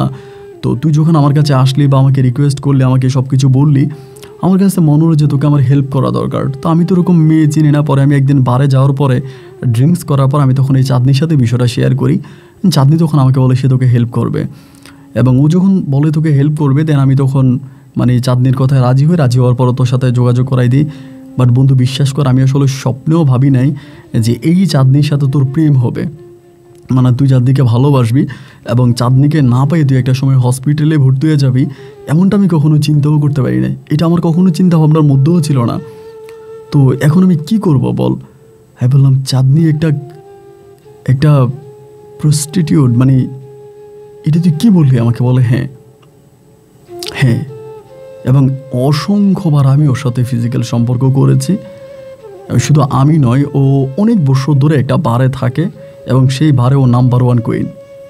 আমি তখন একটা হাসি দিয়ে বললাম, ও খারাপ হোক, ও বেশ্যা হোক, ও যাই হোক, এতে আমার কিচ্ছু যায় আসে না। আমি ওকে ভালোবাসি, আর আমি যাকে ভালোবাসি আমি তাকে ভালো করব, এটাই আমার ভালোবাসার শক্তি। আমার বন্ধু রাফি তখন আমাকে বলে, তার মানে তুই জেনে শুনে একটা খারাপ মেয়েরে বিয়ে করতে চাস? মানে তোর ভালোবাসার এতই শক্তি যে তুই একটা খারাপ মেয়েরে, তুই জানলি যে মেয়েটা প্রস্টিটিউট, এটা জানার পরেও তুই তারে বিয়ে করবি? আমি বললাম হ্যাঁ, আমি এটা জানার পরেও তারে বিয়ে করবো, বিকজ আমি তারে ভালোবাসি। আমার ভালোবাসা, ও বলে শালা তোর ভালোবাসা অনেক শক্ত রে, তোর মতো ভালোবাসা মনে হয় পৃথিবীতে, তোর মতো প্রেমিক পুরুষ মনে হয় দুনিয়া তার একটাও নাই। দেখ, ও আমাকে একদিন ফোন করেছিল এবং ফোন করে বললো যে তুই তাকে বিয়ে করতে চাস, এবং তার বাবা মায়ের সাথে কথা বলাই দেওয়ার জন্য। এবং মেয়েটা আমাকে এগুলো বলার পরে আমি বললাম যে আমি কি করবো, আমি তো বুঝি না যে ও এরকম করবে, তো তুমি ওরে বুঝাও। এখন মেয়েটা বলে তোর বুঝাইতে পারে না, এবং একটা পর্যায়ে মেয়েটা বলে ভাই আমি ফোন অফ করে দিব, আমি আর কারোর সাথে কন্ট্রাক্ট রাখবো না। ফোনটা অফ করে দেয়। এখন এই মেয়ে কোথায় আছে না আছে তা আমি জানি না। আমি ওর পায়ে ধরে বলতেছি তুই আমাকে ওর বারের ঠিকানাটা একটু দেই, ও কোন বারে আসতো। পরে ও আমাকে ওই বারে নিয়ে যায়, মানে খুব অনুরোধ করার পরে বারে নিয়ে যায়। রাতের বেলা ওই বারে যাই, এবং যাওয়ার পরে বারে যে অন্য মেয়েগুলো আছে ওদেরকে জিজ্ঞেস করি, বলে যে না চাঁদনি তো এখন আর আসে না, আগে আসতো, কন্টিনিউয়াসলি আসতো, বাট লাস্ট হচ্ছে 1 মান্থের মতো ও আসে না। ও কোথায় আছে না আছে এগুলো আমরা কেউই জানি না। এরপরে আপন ভাই আমি প্রতিটা রাত ওই বারের মধ্যে গিয়ে বসে থাকতাম, প্রত্যেকটা রাতে এই বারের মধ্যে গিয়ে বসে থাকতাম। আমি কোনো ড্রিঙ্কস করতাম না, কিচ্ছু করতাম না, জাস্ট বসে থাকতাম যে ওরে পাই কিনা। অনেকগুলো দিনে বারের মধ্যে বসে থাকি, বাট আমি ওকে পাই না। ওকে না পাওয়ার পরে আমি তখন বিভিন্ন বারগুলোতে, মানে ঢাকাতে যে মানে বার আছে, বিভিন্ন বারে আমি তখন যাইতাম, গিয়ে ওখানে অপেক্ষা করতাম ও কখন আসবে, কোথায় আসবে। অনেকে ছবি দেখাইতাম, অনেকে বারে গিয়া বলতাম, সবাই বলতো যে হ্যাঁ মেয়েটার আগে দেখতাম এখানে আসে বা আসতো, এখন আর আসে না। অনেকেই বলে, বা অনেক বারে গেলে এই কথাই বলে। এবং অনেকেই খারাপ মানুষটা ওরে চিনতো, ও চিনার মতো একটা মেয়ে ছিল, বয়সটা ছিল কম, আর দেখতে শুনতে একেবারে এক পিস ছিল, পছন্দ করার মতো, ভালো লাগার মতো, ভালোবাসার মতো একটা মেয়ে। আমি ওরা আর খুঁজে পাই না, ওরে খুঁজে না পাইতে শেষ পর্যন্ত আমি মাজারে ঘুরতাম। আমরা মসজিদে ঘুরতাম, মাজারে ঘুরতাম। আমি চিল্লায় যেয়ে পর্যন্ত ওর আল্লাহর কাছে চাইছি যে আমি ওকে যাতে পাই। আমাকে পাওয়ার জন্য এতটাই পাগল হয়ে গেছিলাম, এতটাই বেকুল হয়ে গেছিলাম যে আমার যেই কোনো কিছুর বিনিময় হোক আমার আখিরে লাগবে, আর আমার চাঁদনিরে লাগবে, আমি যাতে চাঁদনিকে পাই। কিন্তু এখানে আর আখির আর কিছুই রইল না। আখি ওই বড়লোকের যে ছেলের সাথে রিলেশন করলো, জানি না কক্সবাজারগুলো, শেষ পর্যন্ত ওই ছেলেটাকে বিয়ে করে ফেলছে, এটা আমি জানতে পারি। আখি আমার লাইফ থেকে ঠিক তখনই ক্লোজ হয়ে যায়। এখন আমার চাঁদনির এই অবস্থা দেখার পরে আমি তখন মানে আর বুঝে উঠতে পারতেছিলাম না যে আমি কী করব। ওরে খুঁজতে পাই না। এবং আমার নাম্বারটা আমি তখন অনেকগুলো মেয়েরে, বারের অনেক মেয়েকে দিতাম, যে নাম্বারটা যদি ও কখনোই ওকে দেখতে পাও তাহলে আমার কল দিয়ে আমি 50,000 টাকা দিব, এরকমভাবে বলে আসছে যে 50,000 টাকা দিব। এই বলার পরে একদিন শিমলা নামের একটা মেয়ে বারে, ওই মেয়েটা একদিন আমাকে ফোন দেয়। এটা প্রায় আপনার 1.5 থেকে 2 মাস পরে, আখির মোবাইল বন্ধ হওয়ার চাঁদনির মোবাইল বন্ধ হওয়ার 1.5 থেকে 2 মাস পরে শিমলা নামের একটা মেয়ে আমাকে তখন কল দেয়। আমি নাম্বারটা শিমলা বার দিয়ে সেভ করে রাখি। আমি তখন রিসিভ করে বলে, ভাইয়া আমি চাঁদনিকে দেখছি। এটা বলার পরে আমি মানে দূর দিয়ে বাসা থেকে বেরোলাম। কই দেখছো? বলে অমুক জায়গায় একটা বারে আসছে, এরকম একটা হোটেলে ও আছে, একটা মানে লাইক হচ্ছে একটা ফরেনিয়ারের সাথে, আমাকে এটা বললো। তা আমাকে বারের ঠিকানা দিলাম। আমি বাইকটা নিয়ে দৌড়ে বারের নিচে গেছি। যাওয়ার পরে মেয়েটা দাঁড়ায় আছে। মেয়েটা আমাকে বলে যে, ভাই ও তো মানে বুঝতেই পারছেন যে ওই জায়গায় আছে। পরে আমি বললাম যে কখন বেরোবে? বলে ভাইয়া বেরোবে। তা আমি তখন বারের গেটে দাঁড়ায় আছি। গেটে দাঁড়ায় থাকার পরে অনেকটা পরেও তখন বের হয়েছে। বের হয়ে বার থেকে বেরিয়েও সিএনজিতে উঠছে।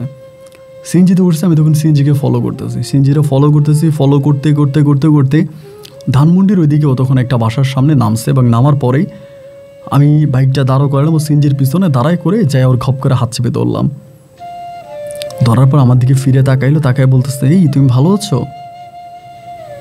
তখন কি বলবো বুঝতে পারতেছি না। বলে, তুমি যেরকম শুকিয়ে গেলে কেন? হয়তো কালো হয়ে গেছো কেন? কি হয়েছে তোমার? চলো উপরে রেস্টুরেন্ট আছে, রেস্টুরেন্টে বসি। আমি বললাম চলো। 3 তলায় রেস্টুরেন্ট ছিল ওখানে। তার রেস্টুরেন্টে গিয়ে বসছি। বসার পরে আমার বলে, কি খাবা?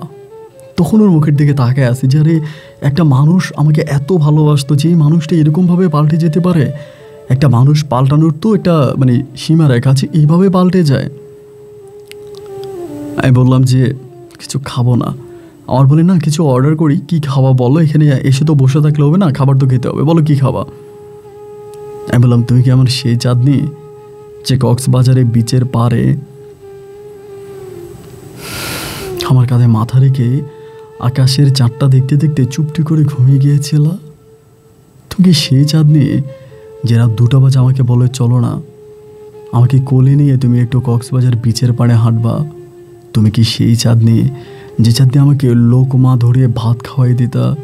তুমি কি সেই চাঁদনি যে আমাকে ছোট বাচ্চার মতো গোসল করিয়ে আমার চুলে তুমি আমার চুল সীতা করে দিতা, আমার চুল আশ্রয় দিতা, আমার মুখে ক্রিম দিয়ে দিতা, ছোট বাচ্চার মতো আমাকে প্যান্ট পরাই দিতা? তুমি কি সেই চাঁদনি? ও তখন হেসে দিয়ে বলে, এগুলো সবই ছিল আমার অভিনয়, আমি জাস্ট জব করেছি, দিস ইজ মাই সার্ভিস, আমি সার্ভিস দিয়েছি ফর মানি, টাকার জন্য। আমি তোমার টাকা, আমি তো তোমাকে কখনো এরকম টাকা দিইনি। বলে, তুমি দাও নাই, রাফি ভাইয়া দিচ্ছে। আমি বললাম, রাফি তোমাকে টাকা দিচ্ছে? বলে হ্যাঁ। তো তখন আমার মনে হয় যে রাফি মাঝে মাঝে আমার বলতো যে বন্ধু 20,000 টাকা দিত, বন্ধু 10,000 টাকা দিত, কিন্তু আমাকে টাকা দিতাম। তো কেন এই টাকা দিয়ে ও কী করতো এটা কিন্তু আমি জানতাম না। এই ফার্স্ট আমি জানতে পারি যে ওই মেয়েটার টাকা দিত। পরে আমি বললাম যে তুমি টাকার বিনিময়ে আমার সাথে এগুলো করেছো? বলে না, আসলে অ্যাকচুয়ালি টাকার বিনিময়ে বললেও ভুল হবে, আসলে তুমি মানুষ হিসাবে খুব ভালো ছিলাম। এই জীবনে তো অনেক পানিতে ডুব দিয়েছি, তবে তুমি মানুষটার খুব পরিষ্কার, খুব ভালো লেগেছে, এবং অনেকটা ভালো লাগা থেকেই করছি। আমি বললাম, তার মানে কি ভালোবেসেছো? আমাকে বলে, ভালো আমার মতো মেয়েদের ভালোবাসার কি আর। আই হোপ তুমি তো আমার সম্বন্ধে সব কিছুই জেনেছো। আমি বলছি, আমি তোমার সম্বন্ধে যা জানছি সব কিছু বাদ দিলাম। এখন থেকে তুমি আমার বউ, তুমি আমার সাথে আমার ঘরে যাবা, আমি তোমাকে কলমা পড়াবো, আমার ঘরে নিয়ে যাবো, দ্যাটস ইট। এরপর এখানে আর কোনো ওয়ার্ড থাকবে না। আমাকে বলে, আর ইউ ক্রেজি? তুমি পাগল? তুমি জানো আমি কে? আমি বললাম, জানি, আর জানি বলে আমি তোমাকে এই মুহূর্তে আমার ঘরে নিয়ে যাব। ও বলে, আমি যাব না। আমি বললাম, তোমার যাওয়াই লাগবে। আমি বললাম, তুমি এতদিন কোথায় ছিলা? ও বলে, দুবাইতে। আমি বললাম, তুমি দুবাই গেছিলা? বলে হ্যাঁ, আমি প্রায় 1.5 মাসের মতো দুবাই ছিলাম, এবং গত পরশুদিন রাতে আমি দুবাই থেকে আসছি। আমি বললাম, তোমার বাবা মা কোথায় থাকে? ও বলে, নাই। তোমার বাবা মা নাই? ও বলে, নাই। আমি বললাম, আমি তোমার ব্যাকগ্রাউন্ড সম্বন্ধে জানতে চাই। ও আমাকে বললাম, আমি আমার ব্যাকগ্রাউন্ড সম্বন্ধে কাউকে কিছু বলতে চাই না, প্লিজ লিভ মি অ্যালোন। এইটা বলে তখন বেরিয়ে যাচ্ছে, আমার পিছনে পিছনে যাইতে। তখন গেটে আসার পরে ও একদিকে চলে যাচ্ছে, আমি ওকে হাত ধরে টানাটানি করতেছি, মানে ওই জায়গার মধ্যে একটা সিন ক্রিয়েট হয়ে যায়। কয়েকটা পুলিশ আসে, এই শহরে জিজ্ঞেস করে কী হয়েছে? ও বলে, জানি না, আমাকে বিরক্ত করতেছে। এটা বলার পরে পুলিশ আমাকে ওখানে ধরে থানায় নিয়ে যায়, এবং থানা থেকে পরে আমার আব্বু আমাকে ছুটে আনার পর আমি শপথ করেছি, ওরে আমি যেখানেই পাবো সেখান থেকে আমাকে ধরে নিয়ে আসবো। একবার যে আমার মায়ের কিছু গয়নাগাটি ছিল একটা জায়গায়, আমি গয়নাগাটিগুলো চুরি করি, প্রায় 6 লাখ টাকার মতো গয়না হবে আমার আম্মুর গয়না।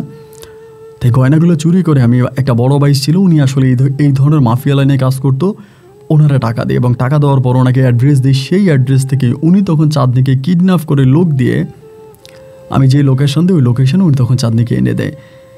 যখন চাঁদনিকে আনে তখন রাত্রে প্রায় আপনার 12:30টার মতো বাজে, একদম কিডন্যাপ করে নিয়ে আসে। পরে ও আমারে বলে, তুমি আমাকে লোক দিয়ে কিডন্যাপ করাইছো কেন, ওইটা করবা? আমি বললাম, চাঁদনি আমি তোমাকে ভালোবাসি। ও বলে, আরে আমার ভিতর তো কোনো ভালোবাসা নাই। বললাম, মিথ্যে, একেবারেই মিথ্যে যে তোমার ভিতরে ভালোবাসা নাই। কে বলে তোমার মাঝে ভালোবাসা নাই? তোমার মাঝে যদি ভালোবাসাই না থাকবে তাহলে আমি কেন তোমার জন্য পাগল হয়ে গেছি? তোমার মাঝে যদি ভালোবাসাই না থাকবে তাহলে আমি কেন তোমার জন্য পাগলামি করতেছি? তোমার মাঝে যদি ভালোবাসাই না থাকবে তাহলে আমি কাকে ভালোবেসেছি? আমাকে বলে, তুমি পাগলামি করতেছো, তুমি আমার পাগলামি করতেছো। আমি বললাম, পাগলামি? আমি তোমার দেহের পাগল নই তো, আমি তোমার মনের পাগল। আর যে মনের পাগল সে ভালোবাসার পাগল। আমি ভালোবাসার পাগল। ফিজিক্যাল তো অনেকবার তোমার সাথে করেছি। I love you, I want stay with you. ও তখন আমাকে বলে, তুমি জানো কি আমি? আমি বললাম, জানি না, জানতে চাই না। ও বলে, শোনো, শুনতে হবে, আমাকে বিয়ে করবা না? তাহলে আমার পরিচয় শোনো। আমি বললাম, বলো। ও বলে, আমার বাবা হচ্ছে বারের মধ্যে টাকা কুড়াতো। বারে যে মেয়েরা নাচতো সেখানে যে টাকা ভরতো, একরকম বারের ক্লিনার ছিল আমার বাবা। সেখান থেকে বারের একটা মেয়েকে আমার বাবা বিয়ে করে, এবং বারের একটা মেয়েকে বিয়ে করে এর আগে আমার বাবা আরেকটা বিয়ে করে আমার মাকে। আমার মা গ্রামের মহিলা ছিল। আমার বাবার সাথে আমার মায়ের ডিভোর্স হয়ে যায়। ডিভোর্স হয়ে যাওয়ার পর আমার মা অন্য একটা লোককে বিয়ে করে, এবং সেখানে আমার মা আত্মহত্যা করে মারা যায়। নেক্সট যাকে বিয়ে করে। কেন আত্মহত্যা করে সেটা আমি জানি না। আমার বয়স যখন 9 বছর তখন আমার বয়স যখন 6 বছর তখন আমার মা আত্মহত্যা করে মারা যায়। এবং মারা যাওয়ার পর আমার বাবা তখন আমাকে এনে ওই বারের মহিলাটার হাতে তুলে দেয়। বারে যে মহিলাটা ড্যান্স করতো ওই মহিলাটার সাথে আমার বাবা নেক্সট বিয়ে করে, এবং ওনাকে আমার সৎমা ডাকে, আমি ওনার কাছেই থাকতাম। এবং একটা পর্যায়ে আমার বাবাও মারা যায় হার্ট অ্যাটাক করে। আব্বু মারা যাওয়ার পরে 9 বছর বয়সে এই মহিলাটাই আমাকে একটা খারাপ জায়গায় বিক্রি করে দেয়। 9 বছর বয়সে আমি দর্শনের শিকার হই, এবং 9 বছর বয়স থেকে আজকে আমার বয়স প্রায় 17 থেকে 18 বছর হবে। এই বয়সেই আমি সম্পূর্ণভাবে এই কাজ চালিয়ে যাচ্ছি। বড় বড় লোকদের সাথে আমার হাত, যাদের নাম বললে তুমি বিশ্বাস করবা না, এসব লোকের মোবাইল নাম্বার আমার ফোনে সেভ করা আছে। আমি তখন বললাম, চাঁদনি আমি এই গল্প শুনতে চাই না, তুমি আমার সাথে চলো। আজকে যদি তুমি আমার সাথে যেতে না চাও তোকে জোর করবে না। বাট একটা কথা বলি, আজকে রাত থেকে কালকে সকালে আমার জীবনে আর সূর্য উদয় হবে না। আজকে রাতে আমি আত্মহত্যা করবো, এবং আজকে রাতে আমি দুনিয়া ছেড়ে চলে যাব। আমার জীবনে আর কখনো সূর্য উঠবে না। আর তুমি যদি আমার সাথে যাও তাহলে সারাটা রাত দুজনে একসাথে থাকবো, আর একসাথে সকালে সূর্যটাকে গুড মর্নিং বলবো। তুমি যাবা আমার সাথে? আমাকে বলে, জেনে শুনে একটা খারাপ মেয়েকে তুমি বিয়ে করবা? আমি ছেলে দেখেছি, এরকম পাগল ছেলে দেখি না। আমি বললাম, হ্যাঁ, আল্লাহ তো শুধুমাত্র তোমার জন্যই আমাকে বানাইছে, বলো চলো আমার সাথে। এই বলার পরে আমি তখন সেদিনও রাজি হলো, এবং আমি তাকে নিয়ে সারাটা রাত ঢাকা শহরে ঘুরলাম। সকাল 9টা বাজে বাসায় ফিরছি। দুজনেই খুব টায়ার্ড। বাসায় গিয়েই শুয়ে পড়ছি। আমার মা তো একটু আমার মাঝে আনন্দ দেখে মা অনেক আনন্দিত। দেন মা তখন আমারে বললো সকালবেলা যে, তুই কই ছেড়ে সারা রাত? আমি বললাম, মা তুমি আগে কাজী ডাকো, এরপর অন্য কথা বলো। আমার আম্মা বলে, মানি মেয়ের বাবা মায়ের খোঁজ পাইছিস? আমি বললাম, সব পাইছি, এখন কাজী ডাকো, পরে সব কথা, আগে কলমা পড়বো। আমার মা তখন আমার আব্বাকে দিয়ে কাজী ডাকে আনলো, এবং সেদিন আমার পরিবার কীভাবে যেটা করলো আল্লাহ ছাড়া কেউ জানে না। কারণ আমি ওই মেয়েটার জন্য অসুস্থ হয়ে গেছিলাম, খাওয়া দাওয়া করতাম না, ঘুমাইতাম না। একটা পর্যায়ে আমি মরণ পথের যাত্রী হয়ে গেছি, এরকম একটা অবস্থা। এবার দেন হচ্ছে তখন আমি ওকে বিয়ে করি, বা ও আমার সাথে থাকে। আমার আব্বা তখন কাজী ডেকে আনে, এবং কাজী ডেকে আমাদের বিয়ে পড়াই দেয়। এবং বিয়ে পড়ানোর পরে সেদিন রাতে আমাদের ভাষর হয়। আমার বড় 2 বোন আছে, বোন জামাই আসে। আমার পরিবারটা এতটাই ভালো ছিল যে একটা বারের জন্য ওর ব্যাকগ্রাউন্ডটা জানতে চাই নাই। ও আমার কাছে আসছে, এখান থেকে ওর শুরু। অতীতেও কোত্থেকে আসছে ওটা দেখার বিষয় না। এবং পরিবার তখন অনেক আনন্দ ফুর্তি করে অনেকভাবে আমার সাথে তখন চাঁদনির বিয়ে পড়াই দেয়। আমাদের বাসর ঘর হয়ে আমার পরিবারের মানুষরা আনন্দ ফুর্তি করে, এবং এরপরে আমি চাঁদনির সাথে থাকতে শুরু করি। তো চাঁদনির সাথে থাকতে শুরু করি, 1 দিন 2 দিন 3 দিন করে আমার সাথে থাকতেছে। এবং বাসর ঘরে আমি ওকে ওয়াদা করাই, আমি নিচে কোরআন শরীফ নিয়ে আসি। ও বলি যে, তুমি কোরআন মাথায় নিয়ে বলো যে তুমি আর কখনোই খারাপ কাজ করবা না বা খারাপ লাইনে যাবা না।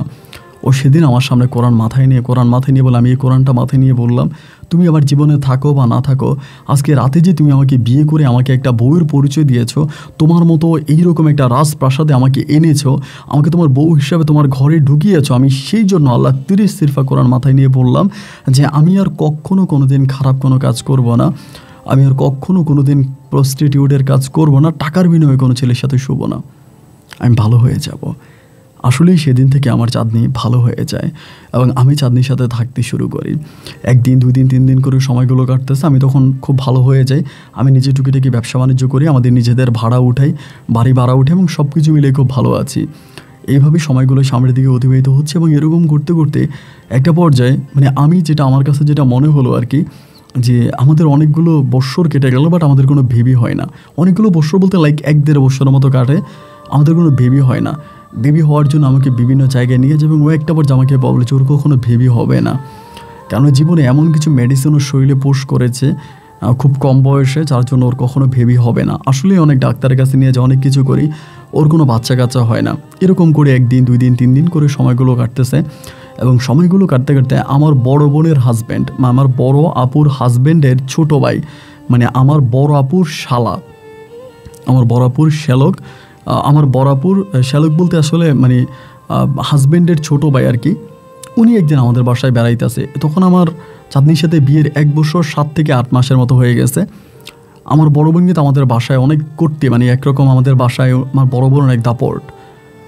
আমার বড় বোনের দেবর তখন আমাদের বাসায় আসার পরে আমার বউ চাঁদনিকে দেখার পরে তিনি ডিরেক্টলি হচ্ছে খাবার টেবিল থেকে উঠে যায় এবং খাবার টেবিল থেকে উঠে যাওয়ার পরে আমার বড় আপুকে ডাক দিয়ে রুমের ভিতরে নিয়ে যায় এবং উনি কিন্তু দেশে থাকতো না, মানে উনি ব্যবসা করতে, ইম্পোর্ট এক্সপোর্টের ব্যবসা করে, দেশে বিদেশে থাকে বেশিরভাগ সময়। আমার বউকে কিন্তু উনি প্রথম দেখেছে এবং প্রথম দেখার পর উনি আমার বড় বোনকে কী জানিয়ে বলার পরে আমার বড় বোন করলো কি, এই মানে ওই সময় আমাকে আলাদা ডাক দিয়ে জিজ্ঞেস করে যে আচ্ছা শামীম, তুই কি চাঁদনির কোনো খোঁজখবর নিয়েছিলে? চাঁদনির বাবা মা তুই বলে ইউএসএ থাকে, ওর আজকে প্রায় বিয়ে হয়ে গেল 2 বছরের কাছাকাছি, ওর বাপ মাই তো এখনও আসলো না এবং তার বাপ মার সাথে আমাদেরকে কথা বলাই দিল না, আসলে এই মেয়েটা কি? মানে আমি তখন বললাম যে আসলে এই মেয়েটা কে বলতে ও আমার গার্লফ্রেন্ড, মানে আমার বউ। আমার বলে না, এটা তোর বউ না, এই মেয়েটা মূলত একটা প্রস্টিটিউট, এই মেয়েটা খারাপ মেয়ে এবং আমার দেবরকে চিনতে পারছে, ও আগে বারে ড্যান্স করতো। আমি তখন বললাম না এরকম না। আমার বোন বলে এরকম। এই শুরু হলো আগুন এবং এই কথাটা আমার বোন তখন আমার মাকে, আমার বাবাকে, আমার পরিবারের যে অন্য মানুষগুলো আছে সবাইকে তখন জানিয়ে দিল। তখন পরিবার থেকে আমাকে এমনভাবে প্রেশার দেওয়া হলো, আমাকে এমনভাবে পরিবার থেকে চাপ প্রয়োগ করা হলো যে আমি চাঁদনির সাথে থাকতে পারবো না এবং একটা পর্যায়ে দেখা গেলো যে আমার আম্মা শেষ পর্যন্ত আমাকে আপনার মানে যেটা আমি পরে জানতে পারছি যে আমি যেহেতু চাঁদনির কাছ থেকে সরতেছি না, আমি যদি চাঁদনিকে ছেড়ে না দিই বা আমি যদি চাঁদনির সাথে থাকি তাহলে আমার বড় দুলাভাই আমার বোনকে ছেড়ে দিবে। যে আমার বড় দুলাভাই বলে যে আমার শালা যদি কোনো খারাপ মেয়ের বিয়ে করে, একজন প্রস্টিটিউটকে বিয়ে করে সংসার করতে পারে, তাহলে সেই পরিবারের বউ, মানে সেই পরিবারের মেয়েকে আমি আমার ঘরে বউ রাখবো না। আমার মানে বড় দুলাভাই তখন ডিরেক্টলি বলতে আমার বোনকে ছেড়ে দেয়। আমার মা তখন শেষ পর্যন্ত মানে উপায় বুদ্ধি না পেয়ে করে কি আমার কাছ থেকে একটা কবিরাজের আশ্রয় নেয় এবং কবিরাজের আশ্রয় নিয়ে মা আমার শরীরে তাবিজ পরাইতো, আমার মাথার চুল কেটে নিয়ে কেমনে জানি মানে আমাকে ব্ল্যাক ম্যাজিক করে, যেটাকে বলে কালো জাদু। এই কালো জাদুটা করে খুব অল্প সময়ের ভিতরে আমার কাছ থেকে আমার মা চাঁদনিকে পুরোপুরিভাবে সরিয়ে দেয়। যে চাঁদনিকে ছাড়া আমি কিছুই বুঝতাম না, চাঁদনিকে ছাড়া আমার ভালোই লাগতো না, আমি চাঁদনিকে ছাড়া পাগল হয়ে যেতাম এবং একটা পর্যায়ে আমি চাঁদনির সাথে শুইতে পারতাম না। চাঁদনির সাথে শুইলে আমার মানে শরীর জ্বালাফোড়া করতো, মানে চাঁদনিকে দেখলেই মনে হয় আমার গায়ে আগুন জ্বরে। এবং ভাই আমি জানি না ওই সময়টাতে আমি কী করছিলাম, বাট আমি পরে জানতে পারি যে আমি চাঁদনিকে পিটাইয়া মাইরা আমাদের ঘর থেকে বের করে দিছি, মানে কুকুরের মতো পিটাইয়া বের করে দিছি। এবং বের করে দেওয়ার পর আমি লাইক পাগলের মতো ছিলাম, 1 বছর 1.5 বছরের মতো পুরোপুরি পাগল ছিলাম। এবং 1-1.5 বছর পরে আমি একটু করে ভালো হওয়ার পরে আমার চাঁদনির মেমোরি বা চাঁদনির স্মৃতি বা চাঁদনির সব কিছু আমি তখন পুরোপুরিভাবে ভুলে যাই। এবং পরিবার থেকে তখন আমাকে সেকেন্ড বিয়ে করানো হয় ভাবনা নামের একটা মেয়েকে। আমাকে তখন বিয়ে করে, আমি তখন ভাবনাকে বিয়ে করি এবং এটা ছিল আমার লাইফের 3য় বিয়ে। ভাবনাকে বিয়ে করার পরে ভাবনাও খুব সম্ভ্রান্ত পরিবারের মেয়ে ছিল, দেখতে শুনতে ভালো ছিল। আমি তখন ভাবনার সাথে সংসার করতে শুরু করি। ভাবনার সাথে সংসার করতে শুরু করি, এদিকে চাঁদনির সাথে কিন্তু আমার আর কোনো যোগাযোগ নাই। চাঁদনি কোথায় গেছে না গেছে, আর চাঁদনিকে আমি কোনোভাবেই আর কোথাও খুঁজি নাই। ভাবনার সাথে আমি তখন বিয়ে হয়, মানে আমাদের রিলেশন কিন্তু মানে রিলেশন বলতে আমাদের বিয়ে হয়, তখন আমি পরিপূর্ণভাবে পাগল, মানে একেবারে পাগলের মতো থাকতাম, ঠিকমতো খাওয়া দাওয়া করতাম না, বাসায় থাকতাম না, বাসার বাইরে বাইরে হাঁটতাম, এবং এইরকম করে চলাফেরা করতে করতে করতে করতে একটা পর্যায়ে আমি চাঁদনির সাথেও যোগাযোগ করি। মোবাইল ফোনের মাধ্যমে চাঁদনির সাথে আমার কথা হইতো। তখন চাঁদনি কোথায় জানি কী জানি কি চাকরি করে, আমাকে বললাম একটা চাকরি করি, মানে আমি ভালো আছি, আমাকে এটা বলেছে আমি ভালো আছি, তুমিও ভালো থাকো। মানে চাঁদনি আর আমার পরিবারে কোনো ইন্টারফেয়ার করলো না, আমার পরিবারে আর আসলো না, এবং ও তখন কোথায় জানি চলে গেছে। ওর সাথে আমার আর কোনো, মানে মাঝে মাঝে হয়তো কথা হতো, নাম্বারটা ছিল, বাট ওরকম কোনো সম্পর্ক ছিল না। তখন আমি ভাবনাকে বিয়ে করছি, ভাবনার ওয়াইফ। দেন আমার হচ্ছে 2টা মেয়ে হয়, মানে প্রথমে একটা মেয়ে হয় এবং এরপরে একটা মেয়ে হয়, আমার 2টো মেয়ে সন্তান হয়।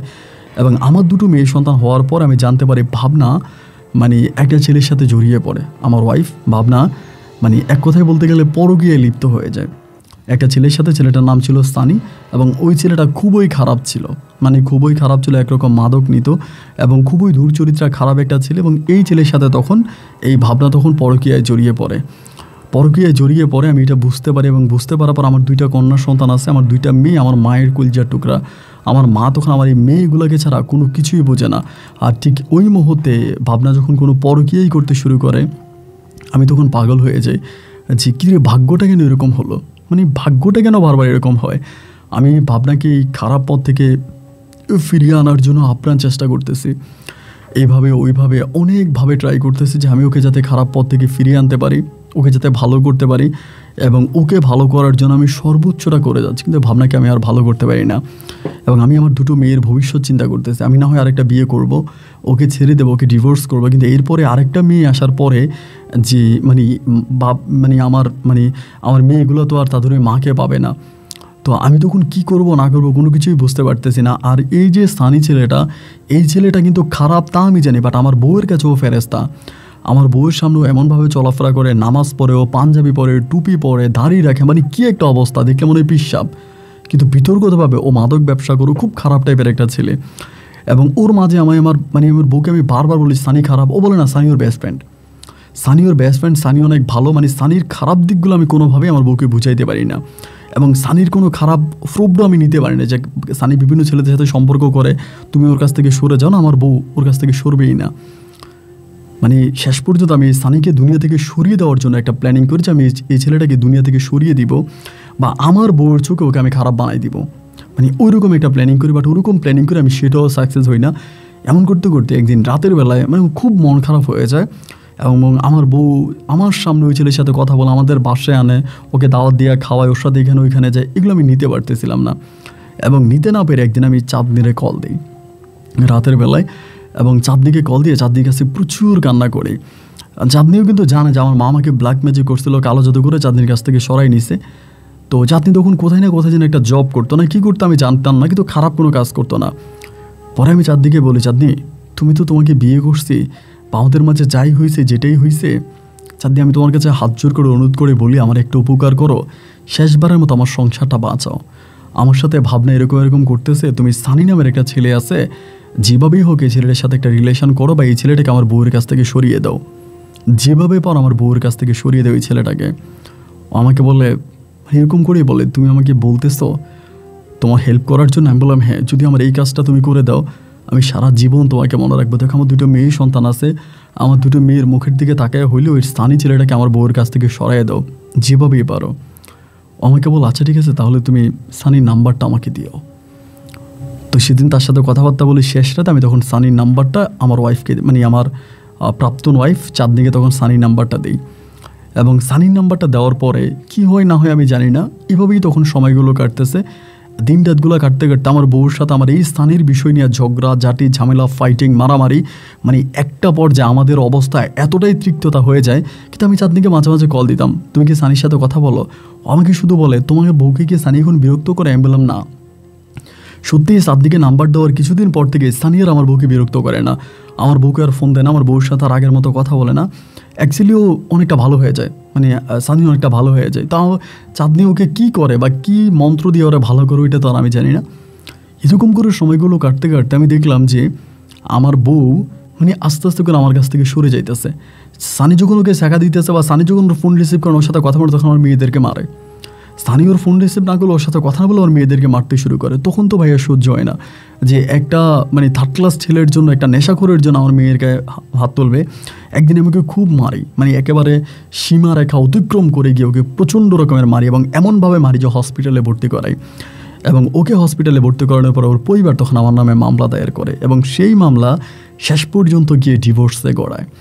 1 বছর পর্যন্ত মামলাটা গড়ায় এবং 1 বছর পর আমাদের মাঝে ডিভোর্স হয়ে যায়। এবং ডিভোর্স হয়ে যাওয়ার পরে আমি তখন ডিভোর্সের কিছুদিন পরেই আমি চাঁদনিকে আবারও কল দিই। কল দেওয়ার পর তখন আমার কলটা রিসিভ করে এবং রিসিভ করার পরে আমি ওরে বলি, মানে তখন আমি ওকে কল দিই হচ্ছে আপনার ইমোতে কথা বলতাম ওই সময়টাতে কল দিই। এবং তখন ইমো মানে আপনার প্রায় চালু হয়েছে বা এরকম একটা অবস্থা, অতটা প্রচলিত ছিল না, বাট ও ইমো ব্যবহার করতো। পরে কল দেওয়ার পর আমি বললাম যে তুমি কোথায়? ও আমাকে বল আমি তো ইতালি। আমি বললাম ইতালি? তুমি ইতালিতে কীভাবে গেলা? ও বলে হ্যাঁ আমি ইতালিতে আছি, মানে আমাকে এটা বললো। আমি ভাবলাম যে হয়তো আসলে ইতালিতে আছে, আমি এটাই মনে করতাম। এবং এইরকম করতে করতে ভাবতাম যে হয়তো ইতালিতে আছে এরকম। আবার কোনো সময় ফোন দিলে বলে ইতালি, ইউরোপের বিভিন্ন দেশের কথা বলে। এরকম করতে করতে একদিন ওর নাম্বারে আমি কল দিলাম, ওর কন্ট্যাক্ট নাম্বারটা বন্ধ ছিল অনেক দিন। একদিন কল দেওয়ার পরে নাম্বারে কল ঢুকার পর আমি বললাম বাংলাদেশে, মানে আমি ওর সাথে একটু দেখা করবো। পরে আমি ওরা বললাম যে আমি তোমার সাথে একটু দেখা করবো, মানে আমার সাথে কি একটু দেখা করা যায়? আমাকে বলে হ্যাঁ করা যায়, দেখা করা যায়। আমি বললাম প্লিজ তাহলে আমার একটু দেখা করি। খুব রিকোয়েস্টের পর একদিন দেখা করি এবং দেখা করার পরে মানে আমার কাছে কেন জানি মনে হলো যে আমার জন্য চাঁদনিই বেটার। আমি যা কিছু করেছি, যেটাই করেছি সবই অন্যায়, সবই অপরাধ, আমি সব কিছু বলে চাঁদনিকে নিয়ে সংসার করব। আমি ওরা বললাম যে যাই হয়েছে সব কিছুর জন্য আমাকে ক্ষমা করে দাও, অ্যাটলিস্ট চলো এবার আমরা দুজনে মিলে সংসার করি। আমি আমার অতীত ভুলে গিয়ে, তুমি তো জানো আমার মা আমাকে ব্ল্যাক ম্যাজিক করেছে, কালো জাদুর জন্য আমি তোমাকে ছাড়ছি না, তো ছাড়তাম না। আমার 2টো মেয়ে আছে, আমার 2টো মেয়েকে নিয়ে আমি তোমাকে নিয়ে দূরে কোথাও চলে যাব। ও তখন আমাকে বলে তাহলে আমার হাজব্যান্ডের কী হবে? আমি বললাম তোমার হাজব্যান্ড? ও বলে হ্যাঁ আমি তো বিয়ে করছি, তুমি জানো না? আমি বললাম তুমি বিয়ে করছো? ও বলে হ্যাঁ তুমি তো আমাকে বিয়ে করাইছো। বললাম চাঁদনি আর ইউ ক্রেজি, আমি তোমাকে বিয়ে করাইছি? বলে হ্যাঁ, তুমি না আমাকে সানির নাম্বার দিলা, বললা তোমার বউয়ের কাছ থেকে সানিকে সরিয়ে নেওয়ার জন্য। আমি তো তোমার বউয়ের কাছ থেকে সানিকে সরিয়ে নিয়েছি, আর তোমার বউয়ের কাছ থেকে সানিকে সরিয়ে নেওয়ার জন্য সানিকে আমার বিয়ে করতে হয়েছে। আমি বললাম মানে তুমি ভাবনার বয়ফ্রেন্ড সানিকে বিয়ে করছো? বলে হ্যাঁ, ও আমার হাজব্যান্ড।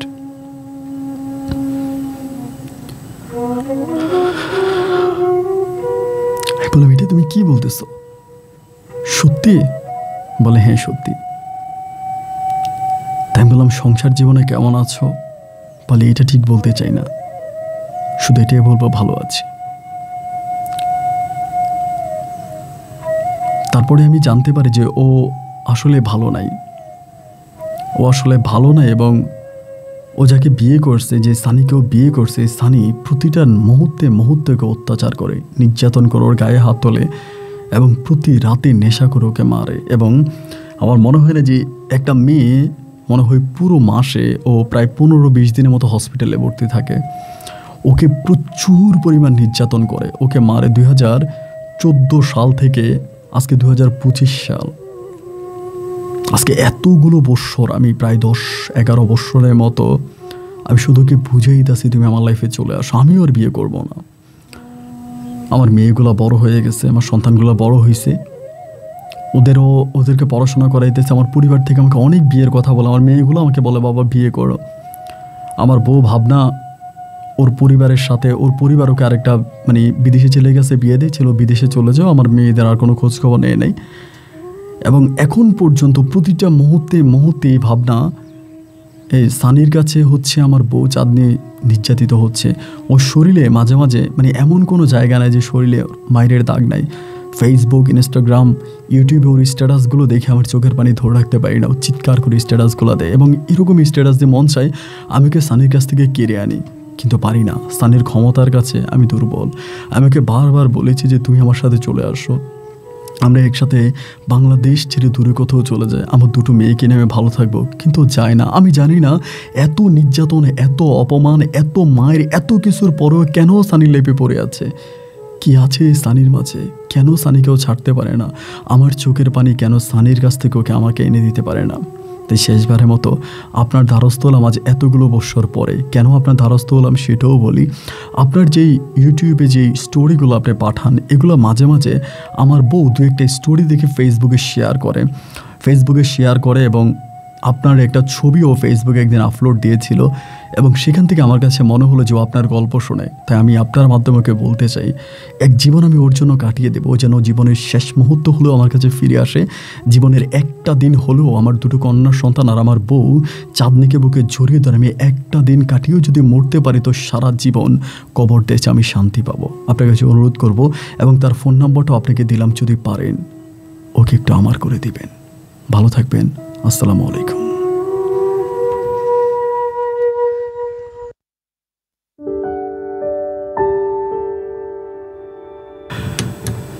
বন্ধুরা, সবাইকে অনেক ধন্যবাদ এই পর্যন্ত আমার সাথে থেকে চট্টগ্রামের ভাই শামীম হোসেনের জীবনের বাস্তব গল্পটা শোনার জন্য। এই গল্পটা অনেক বড় একটা গল্প ছিল। আজকে আমার হাতে সময় অনেক কম ছিল এবং আমি খুবই কম সময়ে রেকর্ড করেছি। গল্পটা অনেক বড় ছিল। আমাদের শামীম ভাই হয়তো গল্প শুনে বলবে যে আপন ভাই আপনি আমার গল্পটা পুরোটাই কেটে দিলেন।